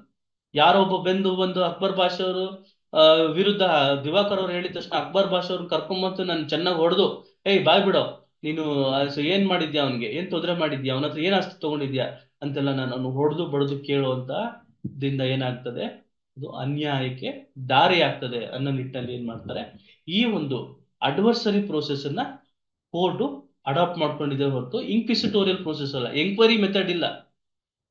ಇನ್ಕ್ವಿಸಿಟೋರಿಯಲ್ ಅಂದ್ರೆ ಎಂಕ್ವೈರಿ ಅಂತ ನಾವು ಕರಿತೀವಿ. ಥರ್ಡ್ ಡಿಗ್ರಿ ಟ್ರೀಟ್ಮೆಂಟ್ ಅನ್ನ ಕೊಡ್ತಾರೆ, ಹೊಡೆಯೋದು ಬಡಿಯುವಂಥದ್ದು ಅದೆಲ್ಲ ಇರ್ತದೆ, ಅದರಲ್ಲಿ ನ್ಯಾಯ ಸಿಗಲ್ಲ. ಪೊಲೀಸ್ನವರು ಕೆಲಸ ಎಲ್ಲಿವರೆಗೂ ಚಾರ್ಜ್ ಶೀಟ್ ಫೈಲ್ ಮಾಡೋವರೆಗೂ, ಚಾರ್ಜ್ ಶೀಟ್ ಫೈಲ್ ಮಾಡ್ತಿದ್ದಂಗೆ ಅವ್ರದ್ದು ಏನಿದೆ ಇನ್ವೆಸ್ಟಿಗೇಷನ್ ಪಾರ್ಟ್ ಏನಿದೆ ಅಲ್ಲಿಗೆ ಕ್ಲೋಸ್ ಆಗ್ಬಿಡುತ್ತೆ. Thereafter the courts will take up the issue and the court will provide the justice, because courts are the systems which acts as the system of providing justice. So ಈ ನಿಟ್ಟಿನಲ್ಲಿ ಏನು ನ್ಯಾಯಾಲಯ ಕೆಲಸವನ್ನ ಮಾಡುತ್ತೆ. So ಇಷ್ಟೆಲ್ಲ ಒಂದು ಹಂತಗಳಲ್ಲಿ ನಾವು ಡೆಲಿವರಿ ಜಸ್ಟಿಸ್ ಏನು ಡೆಲಿವರಿ ಮೆಕ್ಯಾನಿಸಮ್ ಅಲ್ಲಿ ಯಾಕೆ ವಿಳಂಬ ಆಗ್ತದೆ, there are many other reasons. ನಾನು ಹೇಳೋದಲ್ಲ, ಲ್ಯಾಕ್ ಆಫ್ ಜಡ್ಜಸ್ ಇಂದ ಏನು 10 ಲಕ್ಷ ಪಾಪ್ಯುಲೇಷನ್ಗೆ ಒಬ್ಬರು ಜಡ್ಜ್ ಇದ್ದಾರೆ, ಹ್ಯೂಜ್ ಪಾಪ್ಯುಲೇಷನ್, ತುಂಬಾ ಜನಸಂಖ್ಯೆ ಇರುವಂತದ್ದು. ಮತ್ತೆ ಕಾನೂನು ಶಿಕ್ಷಣದ ಒಂದು ನಿಟ್ಟಲ್ಲಿ ಉದಾಸೀನತೆ. ನನ್ನ ಮಗ ಇಂಜಿನಿಯರು ಡಾಕ್ಟರ್ ಆಗ್ಬೇಕು, ಅದನ್ನು ಹೊರತುಬಿಟ್ಟು ಬೇರೆ ಯಾವ ಕೆಲಸನೂ ಚೆನ್ನಾಗಿಲ್ವಂತೆ, ಅದರಲ್ಲಿ ದುಡ್ಡು ಸಿಗಲ್ವಂತೆ, ಹಂಗಾಗಿ ಕಾನೂನು ಶಿಕ್ಷಣ ಬೇಡ ಅಂತೇಳಿ. ಆ ನಿಟ್ಟಿನಲ್ಲಿ ಬುದ್ಧಿವಂತ ವ್ಯಕ್ತಿಗಳು ಜುಡಿಷರಿಗೆ ಬರುವಂಥದ್ದು ಕಡಿಮೆ ಆಯಿತು, ಜಡ್ಜಸ್ಗಳ ಅಪಾಯಿಂಟ್ಮೆಂಟ್ ಕಡಿಮೆ ಆಯಿತು, ವಕೀಲರ ಸಂಖ್ಯೆ ಕಡಿಮೆ ಆಯಿತು, ಜಡ್ಜಸ್ ಸಂಖ್ಯೆ ಕಡಿಮೆ ಆಯಿತು, ಕೋರ್ಟ್ಸ್ ಸಿಸ್ಟಮ್ ಕಡಿಮೆ ಆಯಿತು, ಪ್ರಶ್ನೆ ಮಾಡೋದು ಕಡಿಮೆ ಆಯಿತು, ಸರ್ಕಾರದ ವ್ಯವಸ್ಥೆಯನ್ನು ಪ್ರಶ್ನೆ ಮಾಡುವಂಥದ್ದು ಕಡಿಮೆ ಆಯಿತು. ಈ ನಿಟ್ಟಿನಲ್ಲಿ ಈ ಎಲ್ಲಾ ಅಂಶಗಳು ಸೇರುತ್ತೆ. ಕೇವಲ ನಾವು ನ್ಯಾಯಾಲಯದ ಈ ಏನು 18 ಸ್ಟೇಜಸ್ ಸಿವಿಲ್ ಕೇಸ್ಗಳಲ್ಲಿ ಅದೇ ಮುಖ್ಯ ಕಾರಣ ಅಂತ ಹೇಳೋದು ತಪ್ಪಾಗ್ತದೆ. ಸೊ ಇವೆಲ್ಲ ಕಾರಣದಿಂದ ನಮಗೆ ಏನು ನ್ಯಾಯವನ್ನ ಪಡ್ಕೊಳ್ಳುವಂಥದ್ದು ನಾವು ನೋಡ್ತೀವಿ. ಸೊ ಈ ಒಂದು ಸಿವಿಲ್ ನ್ಯಾಯ ಪ್ರಕ್ರಿಯೆಯಲ್ಲಿ ಪ್ರಿಪಾಂಡರೆನ್ಸ್ ಆಫ್ ಪ್ರಾಬಬಿಲಿಟಿ ಅಂತ ಹೇಳಿ ಅದು ಆ ಪ್ರಿನ್ಸಿಪಲ್ ಆಧಾರದ ಮೇಲೆ ಜಡ್ಜ್ಮೆಂಟ್ ಅನ್ನ ಕೊಡ್ತಾರೆ. ಅಂದ್ರೆ ಯಾರ ಕಡೆ ಹೆಚ್ಚು ದಾಖಲೆಗಳನ್ನ ಒದಗಿಸ್ತಾರೆ, ಸಿವಿಲ್ ಕೇಸ್ಗಳಲ್ಲಿ ಗೆಲ್ಲೋದು ಹೇಗೆ ಅಂತಂದ್ರೆ ಯಾರು ಹೆಚ್ಚು ದಾಖಲೆಯನ್ನ ಕೊಡ್ತಾರೆ, ಆ ಹೆಚ್ಚು ದಾಖಲೆ ಯಾರ ಒಂದು ತಕ್ಕಡಿಯಲ್ಲಿ ಹೆಚ್ಚು ತೂಗ್ತಾ ಇರುತ್ತೆ, ಕೆಳಗಡೆ ತೂಗ್ತಾ ಇರ್ತದೆ, ಮತ್ತು ಅದು ಯಾರ ಒಂದು ರೈಟ್ ಅನ್ನ ಹೆಚ್ಚು ತೋರಿಸ್ತಾ ಇರುತ್ತೆ, ಆ ಬೇಸಿಸ್ ಮೇಲೆ ಒಂದು ಇತ್ಯರ್ಥವನ್ನ ಮಾಡ್ತಾರೆ. ಪ್ರಿಪಾಂಡರೆನ್ಸ್ ಆಫ್ ಪ್ರಾಬಬಿಲಿಟಿ ಅಂತ ಅದನ್ನ ನಾವು ಕರಿತೀವಿ. ಕ್ರಿಮಿನಲ್ ಕೇಸ್ಗಳಲ್ಲಿ ಒಬ್ಬ ವ್ಯಕ್ತಿಯನ್ನ ಇವನೇ ಅಪರಾಧ ಮಾಡ್ದ ಅಂತಂದ್ರೆ ಸೊ ಅವನ ಮೇಲೆ ಸಣ್ಣ ಒಂದು ಸಂಶಯನು ಸಹ ಹುಟ್ಟದ ರೀತಿಯಲ್ಲಿ ಆ ಕೇಸನ್ನ ಪ್ರೂವ್ ಮಾಡಬೇಕಾಗಿರುತ್ತೆ. ಆ ಬರ್ಡನ್ನು ಯಾರ ಮೇಲೆ ಇರ್ತದೆ ಅಂತಂದ್ರೆ ಪ್ರಾಸಿಕ್ಯೂಷನ್ ಅವ್ರ ಮೇಲೆ ಇರ್ತದೆ, ಸರ್ಕಾರದ ಮೇಲೆ ಇರುತ್ತೆ. ಯಾಕೆಂದ್ರೆ ಸರ್ಕಾರ ಒಂದು ಜವಾಬ್ದಾರಿಯನ್ನು ತಗೊಂಡಿದೆ ಅದನ್ನ ಪ್ರಜೆಗಳನ್ನ ಕಾಪಾಡೋ ನಿಟ್ಟಿನಲ್ಲಿ. ಸೊ ಹಂಗಾಗಿ ಅದು ಪ್ರೂವ್ ಮಾಡ್ಬೇಕು. ಈಗ ಯಾರೋ ಒಬ್ರು ರಾಜಕಾರಣಿಯ ಮೇಲೆ ಒಂದು ಆಪಾದನೆ ಇತ್ತು ಅಂದ್ರೆ ಅದನ್ನ ಪ್ರೂವ್ ಮಾಡ್ಬೇಕು. ಸೊ ಆ ಒಂದು ಬರ್ಡನ್ನು ಯಾರ ಮೇಲೆ ಇರ್ತದೆ, ಕೇಸ್ ಹಾಕಿರೋರ ಮೇಲೆ ಇರ್ತದೆ. ಕೇಸ್ ಯಾರು ಹಾಕಿರ್ತಾರೆ, ಸರ್ಕಾರ ಹಾಕಿರ್ತದೆ. ಪೊಲೀಸ್ನವರು ಸರ್ಕಾರದ ಏಜೆಂಟ್ ಆಗಿ ಕೆಲಸ ಮಾಡ್ತಾ ಇರ್ತಾರೆ, ಅವ್ರು ಕೇಸ್ ಹಾಕ್ತಾರೆ, ಅದನ್ನ ಪ್ರೂವ್ ಮಾಡ್ಬೇಕಾಗ್ತದೆ. ಒಂದು ಸಣ್ಣ ಡೌಟ್ ಇಲ್ದಂಗೆ, beyond all reasonable doubt an accused should be proved guilty ಅಂತ ಹೇಳಿ. Whereas in civil cases preponderance of probability basis ಮೇಲೆ ಹೆಚ್ಚು ಯಾರ ಕಡೆ ಆ ಒಂದು ಹಕ್ಕು, ಆ ದಾಖಲೆಗಳು ತೋರಿಸ್ತಾ ಇದ್ದಾವೆ, ಅವನ ಹಕ್ಕಿನ ಒಂದು ಜವಾಬ್ದಾರಿಯನ್ನ, ಹಕ್ಕಿನ ಒಂದು ತೋರಿಸ್ತಾ ಇರುತ್ತೆ, ಆ ನಿಟ್ಟಿನಲ್ಲಿ ನ್ಯಾಯವನ್ನ ಪಡ್ಕೊಳ್ಳುವಂಥದ್ದು ಆಗಿರ್ತದೆ. ಸೊ ಈ ಇಷ್ಟು ನಾವು ಒಂದು ಅಂಶಗಳನ್ನ ನಾವು ಏನು ಸಿವಿಲ್ ಕಾನೂನಿನ ಅರ್ಥಕೊಳ್ಳೋ ಒಂದು ನಿಟ್ಟಿನಲ್ಲಿ ಈ ಎಲ್ಲಾ ವಿಚಾರಗಳನ್ನ ನಾವು ಅರ್ಥೈಸ್ಕೋಬೇಕು ಅಂತ ಹೇಳ್ತಾ ಇವತ್ತಿನ ಏನು ತರಗತಿಯನ್ನ ನಾನು ಇಲ್ಲಿಗೆ ನಿಲ್ಲಿಸ್ತಾ ಇದ್ದೀನಿ. ತಮ್ದೇನಾದ್ರು ಪ್ರಶ್ನೆಗಳಿದ್ರೆ ಆ ಪ್ರಶ್ನೆಗಳನ್ನ ಕೇಳಬಹುದು ಅಂತ ನಾನು ತಮ್ಗೆ ಹೇಳ್ತಾ ಇದ್ದೀನಿ. The recording has stopped. ಧನ್ಯವಾದಗಳು. So any doubts, anything you want to ask me a question, please let me know the questions. Questions ಏನಾದ್ರು ಇದೆಯಾ? ಕ್ವಶನ್ಸ್ ಏನಾದ್ರು ಇದೆ ತಮ್ದು? ಏನಾದ್ರು ಪ್ರಶ್ನೆಗಳಿದ್ಯಾ ಕೇಳುವಂತದ್ದು? Yes sir. ಕೇಳಿ ಸರ್ ಸರ್ ಒಂದು ಕೇಳಿ. ಸರ್ ನಮ್ಮ ರೀಸೆಂಟ್ ಆಗಿ ಫ್ರೆಂಡ್ ಇದ್ದಾರೆ. ಸೊ ಫ್ರೆಂಡ್ ಅವರು ತಂದೆಯವ್ರು ತೀರೋ ಹೋಗಿರ್ತಾರೆ. ಅವ್ರಿಗೆ 2 ಜನ ಮಕ್ಕಳು, ಒಬ್ಬ ತಂದೆ ತಾಯಿ ಆಮೇಲೆ ಅಣ್ಣ ತಮ್ಮ ಇರ್ತಾರೆ. ತಾವು ಶಿಕ್ಷಕರ ಅಡ್ವೊಕೇಟಾ ಅಥವಾ ಲಾ ಸ್ಟೂಡೆಂಟಾ? ಲಾ ಸ್ಟೂಡೆಂಟ್ ಸರ್. ಓಕೆ, ಹೇಳಿ. ಸೊ ಹಾಗಾಗಿ ಅವರು ತಂದೆ ತಾಯಿ 2 ಜನ ಅಣ್ಣ ತಮ್ಮ ಇರ್ತಾರೆ ಸರ್. ಅವರು ರೀಸೆಂಟ್ ಆಗಿ ಅಣ್ಣ ಒಬ್ರು ಯಾವ್ದೋ ಅರೆಸ್ಟ್ ಆಗ್ಬಿಟ್ಟು ಅವರು ಜೀವಾವಧಿ ಶಿಕ್ಷೆ ಆಗಿದೆ. ಸೊ ತಂದೆ ಕೂಡ ರೀಸೆಂಟ್ ಆಗಿ ಅವರು ಲಕ್ಷಾಂತರ ಅಥವಾ ಜಮೀನ್ ಮಾಡಿದ್ದಾರೆ, ಆಮೇಲೆ ಅಪಾರ್ಟ್ಮೆಂಟ್ ಇದೆ ಬೆಂಗಳೂರಲ್ಲಿ. ಸೊ ಚೆನ್ನಾಗಿ ದುಡ್ಡು ಮಾಡ್ಬಿಟ್ಟು ಅವರು ಡೆತ್ ಆಗಿದ್ದಾರೆ ಸರ್. ಸೊ ಹೀಗಾಗಿ ನಾವು ಅದು ಪ್ರಾಪರ್ಟಿನ ಸೇಲ್ ಮಾಡ್ಬೇಕು. ಸೊ ಅದು ಸೇಲ್ ಮಾಡ್ಬೇಕಾದ್ರೂ ಕೂಡ ಅದು ಹೇಗೆ, ಏನು, ಯಾವ ತರ ಪ್ರೊಸೀಜರು ಅನ್ನೋದೊಂದು ಸರ್ ಪ್ರಶ್ನೆ. ನಾನು ತಮ್ಗೆ ಹೇಳ್ತಾ ಇದ್ದೆ, the primary function of the court is to obtain or deliver justice ಅಂತೇಳಿ. The secondary function of the court is declaration of title ಅಂತ. ಟೈಟಲ್ ಡಿಕ್ಲರೇಷನ್ ಮಾಡುವಂಥದ್ದು ಸಹ ಕೋರ್ಟು ಮಾಡುತ್ತೆ. ಕೆಲವು ಸಂದರ್ಭದಲ್ಲಿ ಸಾಲವನ್ನ ತೀರ್ಸಕ್ಕಾಗ್ದಲೆ ಆ ಒಂದು ಪ್ರಾಪರ್ಟಿ ಏನ್ ಕೊಲಾಟ್ರಲ್ ಸೆಕ್ಯೂರಿಟಿಯಾಗಿ ಮಾಡಿರ್ತಾರೆ ಆ ಪ್ರಾಪರ್ಟಿಯನ್ನ ನಿಟ್ಟಿನಲ್ಲಿ ದಾವೆಯನ್ನ ಹೂಡ್ತಂತ ಸಂದರ್ಭದಲ್ಲಿ ಕೋರ್ಟು ಆ ಪ್ರಾಪರ್ಟಿಯನ್ನ ಸೇಲ್ ಮಾಡುತ್ತೆ. ಸೇಲ್ ಮಾಡಿ ಆ ಯಾರಿಗೆ ಆ ಹಣದ ಸಾಲ ಕೊಟ್ಟಿರ್ತಾನೆ ಅವನಿಗೆ ಆ ಹಣವನ್ನ ಹಿಂದಿರುಗಿಸಂತ ಪ್ರಯತ್ನ ಮಾಡುತ್ತೆ. ಸೊ ಈ ನಿಟ್ಟಿನಲ್ಲಿ ಯಾವುದೇ ಮೋಸ ಆಗಿರ್ಲಿ ಅಥವಾ ಯಾವುದೇ ಒಂದು ಪ್ರಕರಣ ಆಗಿರ್ಲಿ ಅಂತ ಸಂದರ್ಭದಲ್ಲಿ court will interfere. So you have to make a proper application to the court. ಕೋರ್ಟ್ಗೆ ನೀವು ಅಪ್ಲಿಕೇಶನ್ ಹಾಕೊಂಡು ಈ ತರ ಆಗಿದೆ ಅಂತೆಲ್ಲ ಹೇಳಿ ನೀವು ಕೋರ್ಟ್ ನಲ್ಲಿ ಅದನ್ನ ಪಡ್ಕೊಬೇಕಾಗ್ತದೆ. Yes sir. ಸರ್ ಇನ್ನೊಂದು ಒನ್ ಮೋರ್ ಕ್ವಶನ್ ಸರ್. ಇನ್ನೊಂದಿದೆ ಸರ್. ನೀವು ಈಗ ಏನು ಸಬ್ಜೆಕ್ಟ್ಗೆ ಸಂಬಂಧಪಟ್ಟಂಗೆ ಪ್ರಶ್ನೆಗಳನ್ನು ಕೇಳಿ.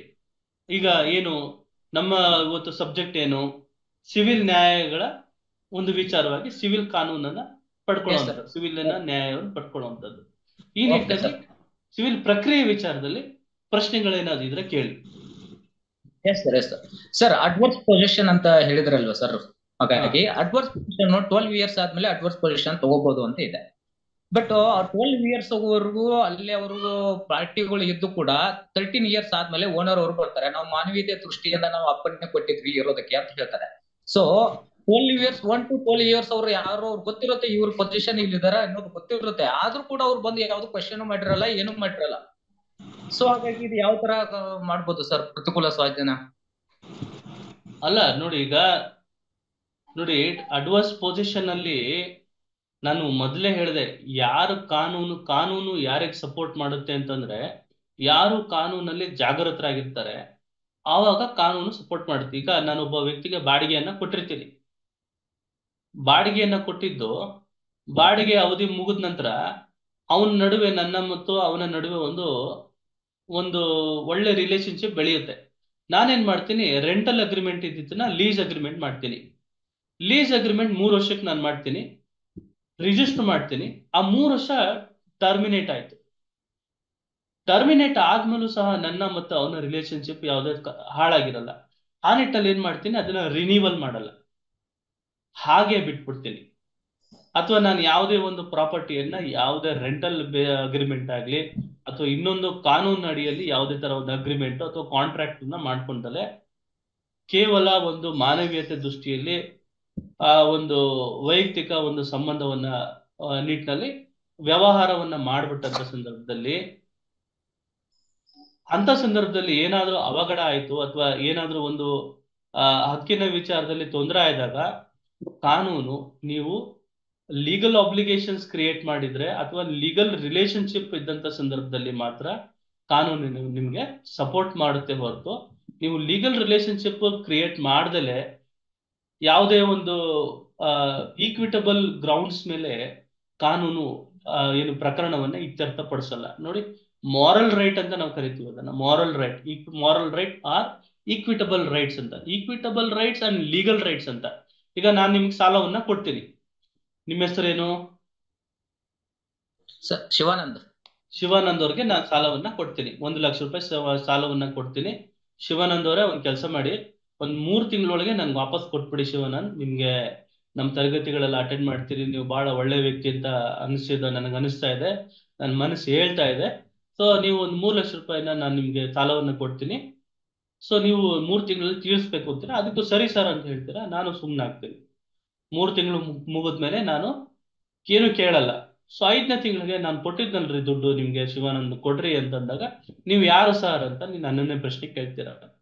ಆ ಸಂದರ್ಭದಲ್ಲಿ ನಾನು ಕೋರ್ಟಿನ ಮೊರೆ ಹೋದಂತ ಸಂದರ್ಭದಲ್ಲಿ ಕೋರ್ಟಲ್ಲಿ ನನಗೆ ನ್ಯಾಯ ಸಿಗಲ್ಲ. ಯಾಕೆ ಸಿಗಲ್ಲ ಅಂತಂದ್ರೆ ಆ ಒಂದು ಹಕ್ಕು ಏನ್ ಕ್ರಿಯೇಟ್ ಆಗಿರುತ್ತೆ ಆ ಹಕ್ಕು ಕೇವಲ ನನ್ನ ನೈತಿಕ ಹಕ್ಕಾಗಿರುತ್ತೆ ಹೊರತು ಕಾನೂನಾತ್ಮಕ ಹಕ್ಕಲ್ಲ.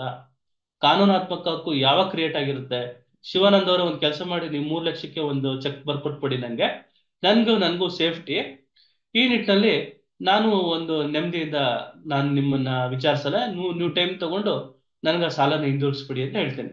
ಸರಿ ಸರ್ ಅಂತ ಹೇಳ್ತೀರಿ. ಆಮೇಲೆ ನಾನು ಕೇಳಿದಾಗ ಇಲ್ಲ ಸರ್ ಆಗಲ್ಲ ಅಂತೀರಿ. ಆ ಸಂದರ್ಭದಲ್ಲಿ ಏನ್ ಮಾಡ್ಕೊತೀರೋ ಮಾಡ್ಕೊ ಹೋಗಿ ಸರ್ ಅಂತ ಒಂದು ಮಾತನ್ಬಿಡ್ತೀನಿ. ಅವಾಗ ನಾನು ಬಂದು ಚೆಕ್ನ ಬ್ಯಾಂಕಲ್ಲಿ ಹಾಕಿದಾಗ ಚೆಕ್ ಬೌನ್ಸ್ ಆಗುತ್ತೆ. ಅವಾಗ ಅದು ಅಪರಾಧ ಆಗುತ್ತೆ. ನಾನು ನಿಟ್ಟಿನಲ್ಲಿ ಕೋರ್ಟಲ್ಲಿ ಕೇಸ್ ಫೈಲ್ ಮಾಡ್ತೀನಿ. ಅವಾಗ ಆ ಹಣನ ಪಡ್ಕೊಳ್ಳೋ ಅಂಥದ್ದು ನನ್ನ ಲೀಗಲ್ ರೈಟ್ ಆಗಿರುತ್ತೆ. ಸೊ ಈ ನಿಟ್ಟಿನಲ್ಲಿ ಲೀಗಲ್ ಅಬ್ಲಿಗೇಷನ್ಸ್ ಅನ್ನ ಕ್ರಿಯೇಟ್ ಮಾಡ್ಕೊಬೇಕು.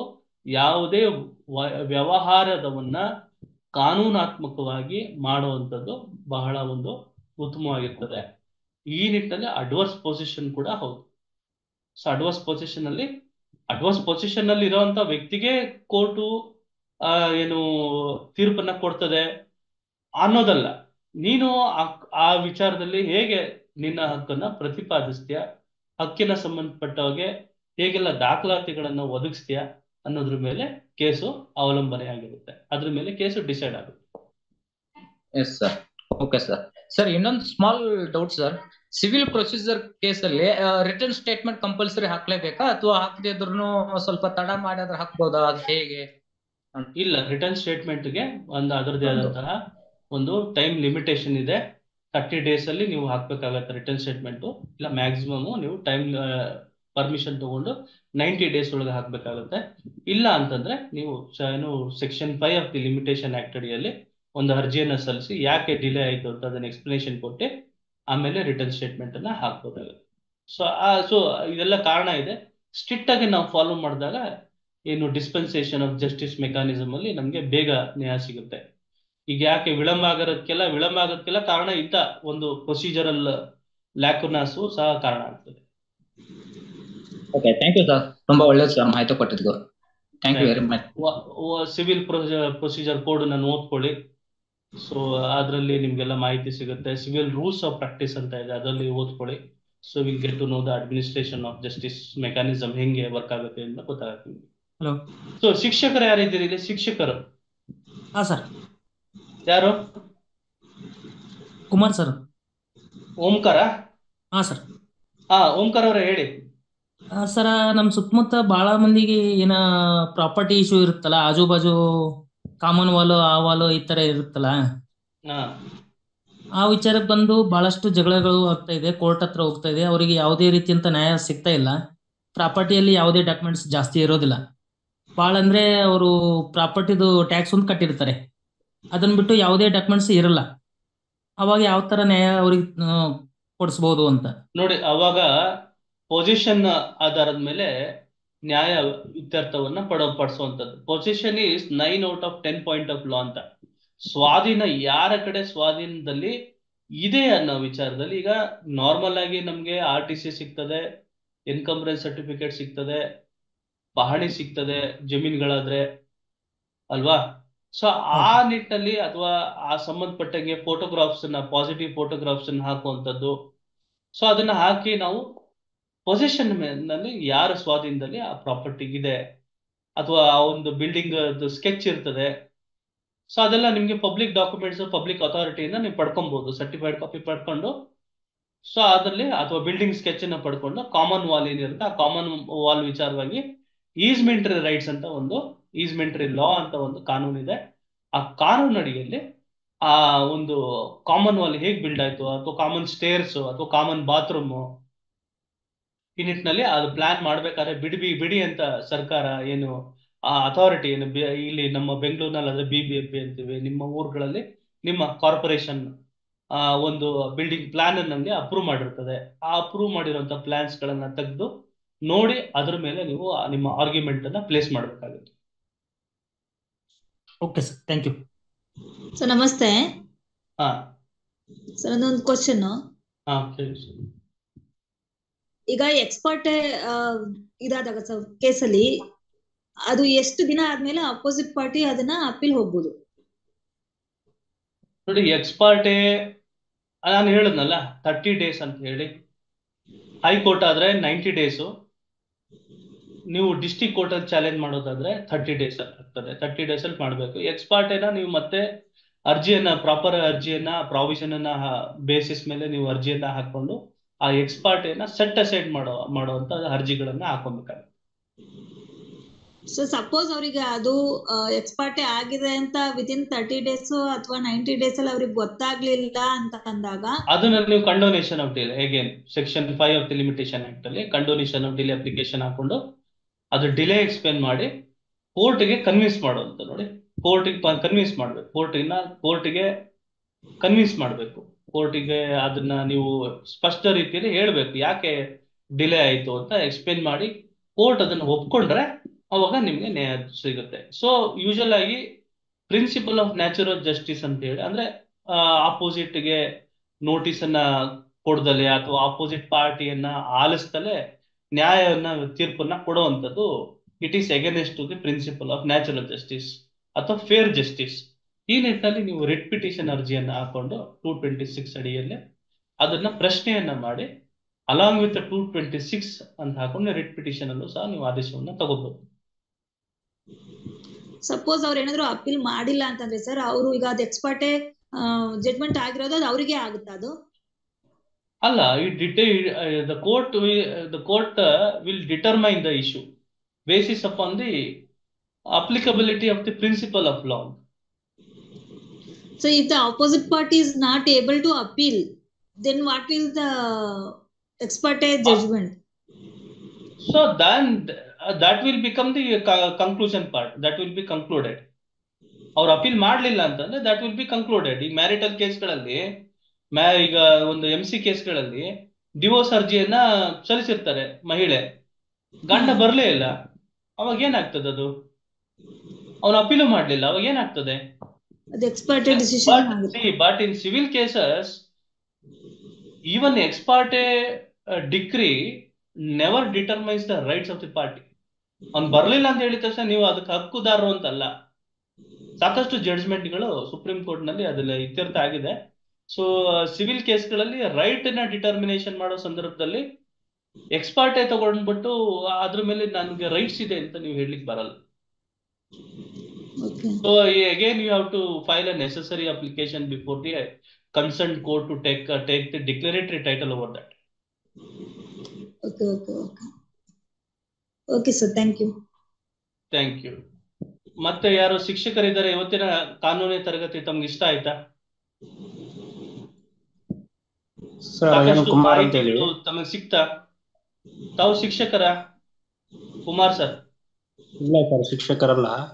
ಹಾ sir, human rights state vice president ಅಂತ ಹೇಳಿ. ಹಾ ಹಾ ಹೇಳಿ ಹೇಳಿ ಸರ್. ಒಂದು ಇವತ್ತಿನ ಒಂದು ಸಬ್ಜೆಕ್ಟ್ ಗೆ ಸಂಬಂಧಪಟ್ಟಂಗೆ ಮಾತ್ರ ಪ್ರಶ್ನೆಗಳಿದ್ರೆ ಹೇಳಿ. ಹೌದೌದು ಸರ್. ಸರ್ 98 ಅಲ್ಲಿ ಆ, ಒಂದು ಅಪ್ಲಿಕೇಶನ್ ಹಾಕಿರ್ತಾರೆ 53 ಇಲ್ಲಿ. ಓಕೆ, ಹಲೋ, ಕೇಳ್ತಾ ಇದೆ ಅದು ಹೇಳಿ ಸರ್. ಇನ್ನೂ ಕೂಡ ಸಾಗುವಳಿ ಇನ್ನೂ ಕೂಡ ಅದು ಸಾಗುವಳಿ ಆಗಿಲ್ಲ, ಮಂಜೂರಾತಿ ಆಗಿಲ್ಲ ಅಂತ ಹೇಳಿ ಇನ್ನ ಕಾಲಕ್ರಮೇಣ ಹಾಗೆ ತಳ್ತಾ ಇದ್ರಂತೆ. ನೋಡಿ, ಈ ತರ ಪ್ರಕರಣಗಳು ಸಾಕಷ್ಟು ಇದಾವೆ. ಸಾಗುವಳಿ ಚೀಟ್ ವಿಚಾರವಾಗಿ ಅಥವಾ ಬಗೂರು ಹುಕುಂ ವಿಚಾರವಾಗಿ. ಸೊ ಅದು ಕಾನ್ಸ್ಟಿಟ್ಯೂಷನಲ್ ಕೋರ್ಟ್ ಅಂತ ನಾನು ಈ ಮುಂಚೆ ಹೇಳಿದೆ ತರಗತಿಯಲ್ಲಿ. ಆ ಕಾನ್ಸ್ಟಿಟ್ಯೂಷನಲ್ ಕೋರ್ಟ್ಗಳಲ್ಲಿ ರಿಟ್ ಅರ್ಜಿಗಳನ್ನ ಹಾಕಿ ನೀವು ಅದನ್ನ ಎನ್ಫೋರ್ಸ್ ಮಾಡುವಂತದ್ದಾಗಬೇಕಾಗುತ್ತೆ. ಇಲ್ಲಿ you need to understand the substantial part of law. Substantial part of law ಅಂತ ನಾವು ಅದನ್ನ ಕರಿತೀವಿ.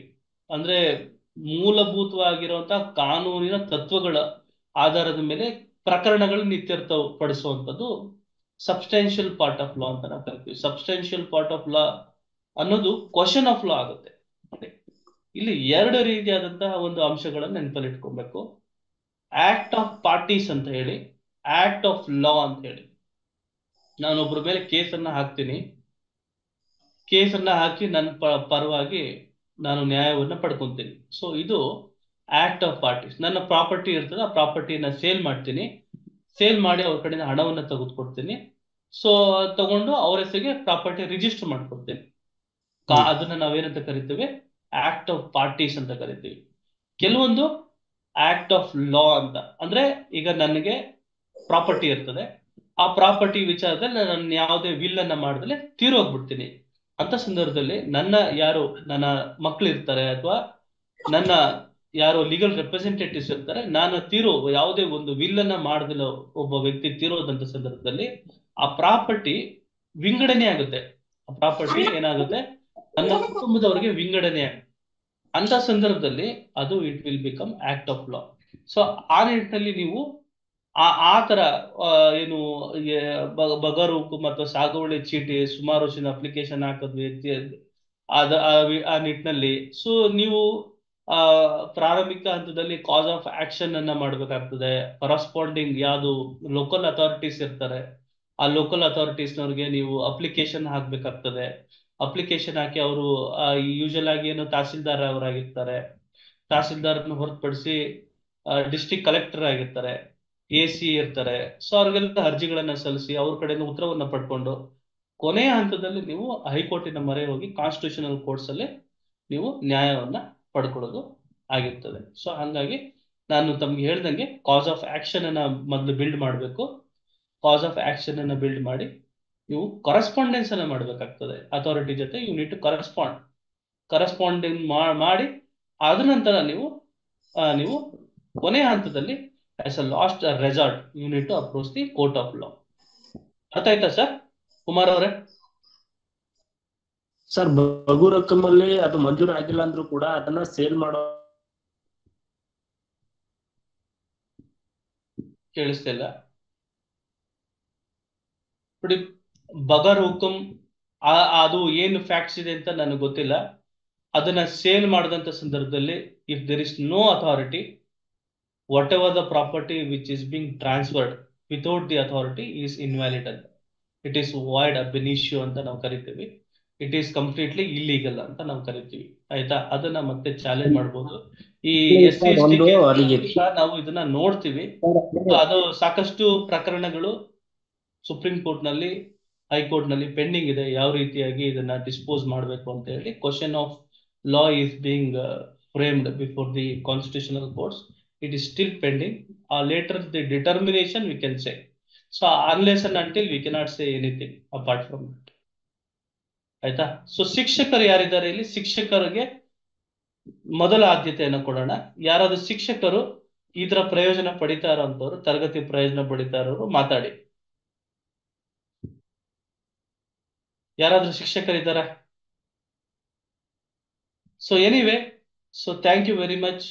I hope that the session was very useful for the purpose of understanding the law on civil practice and civil justice ಅಂತ ಹೇಳ್ತಾ ಈ ಒಂದು ತರಗತಿಯನ್ನ ಮುಗಿಸ್ತಾ ಇದ್ದೀನಿ. ವಂದನೆಗಳು. ಜೈ ಹಿಂದ್.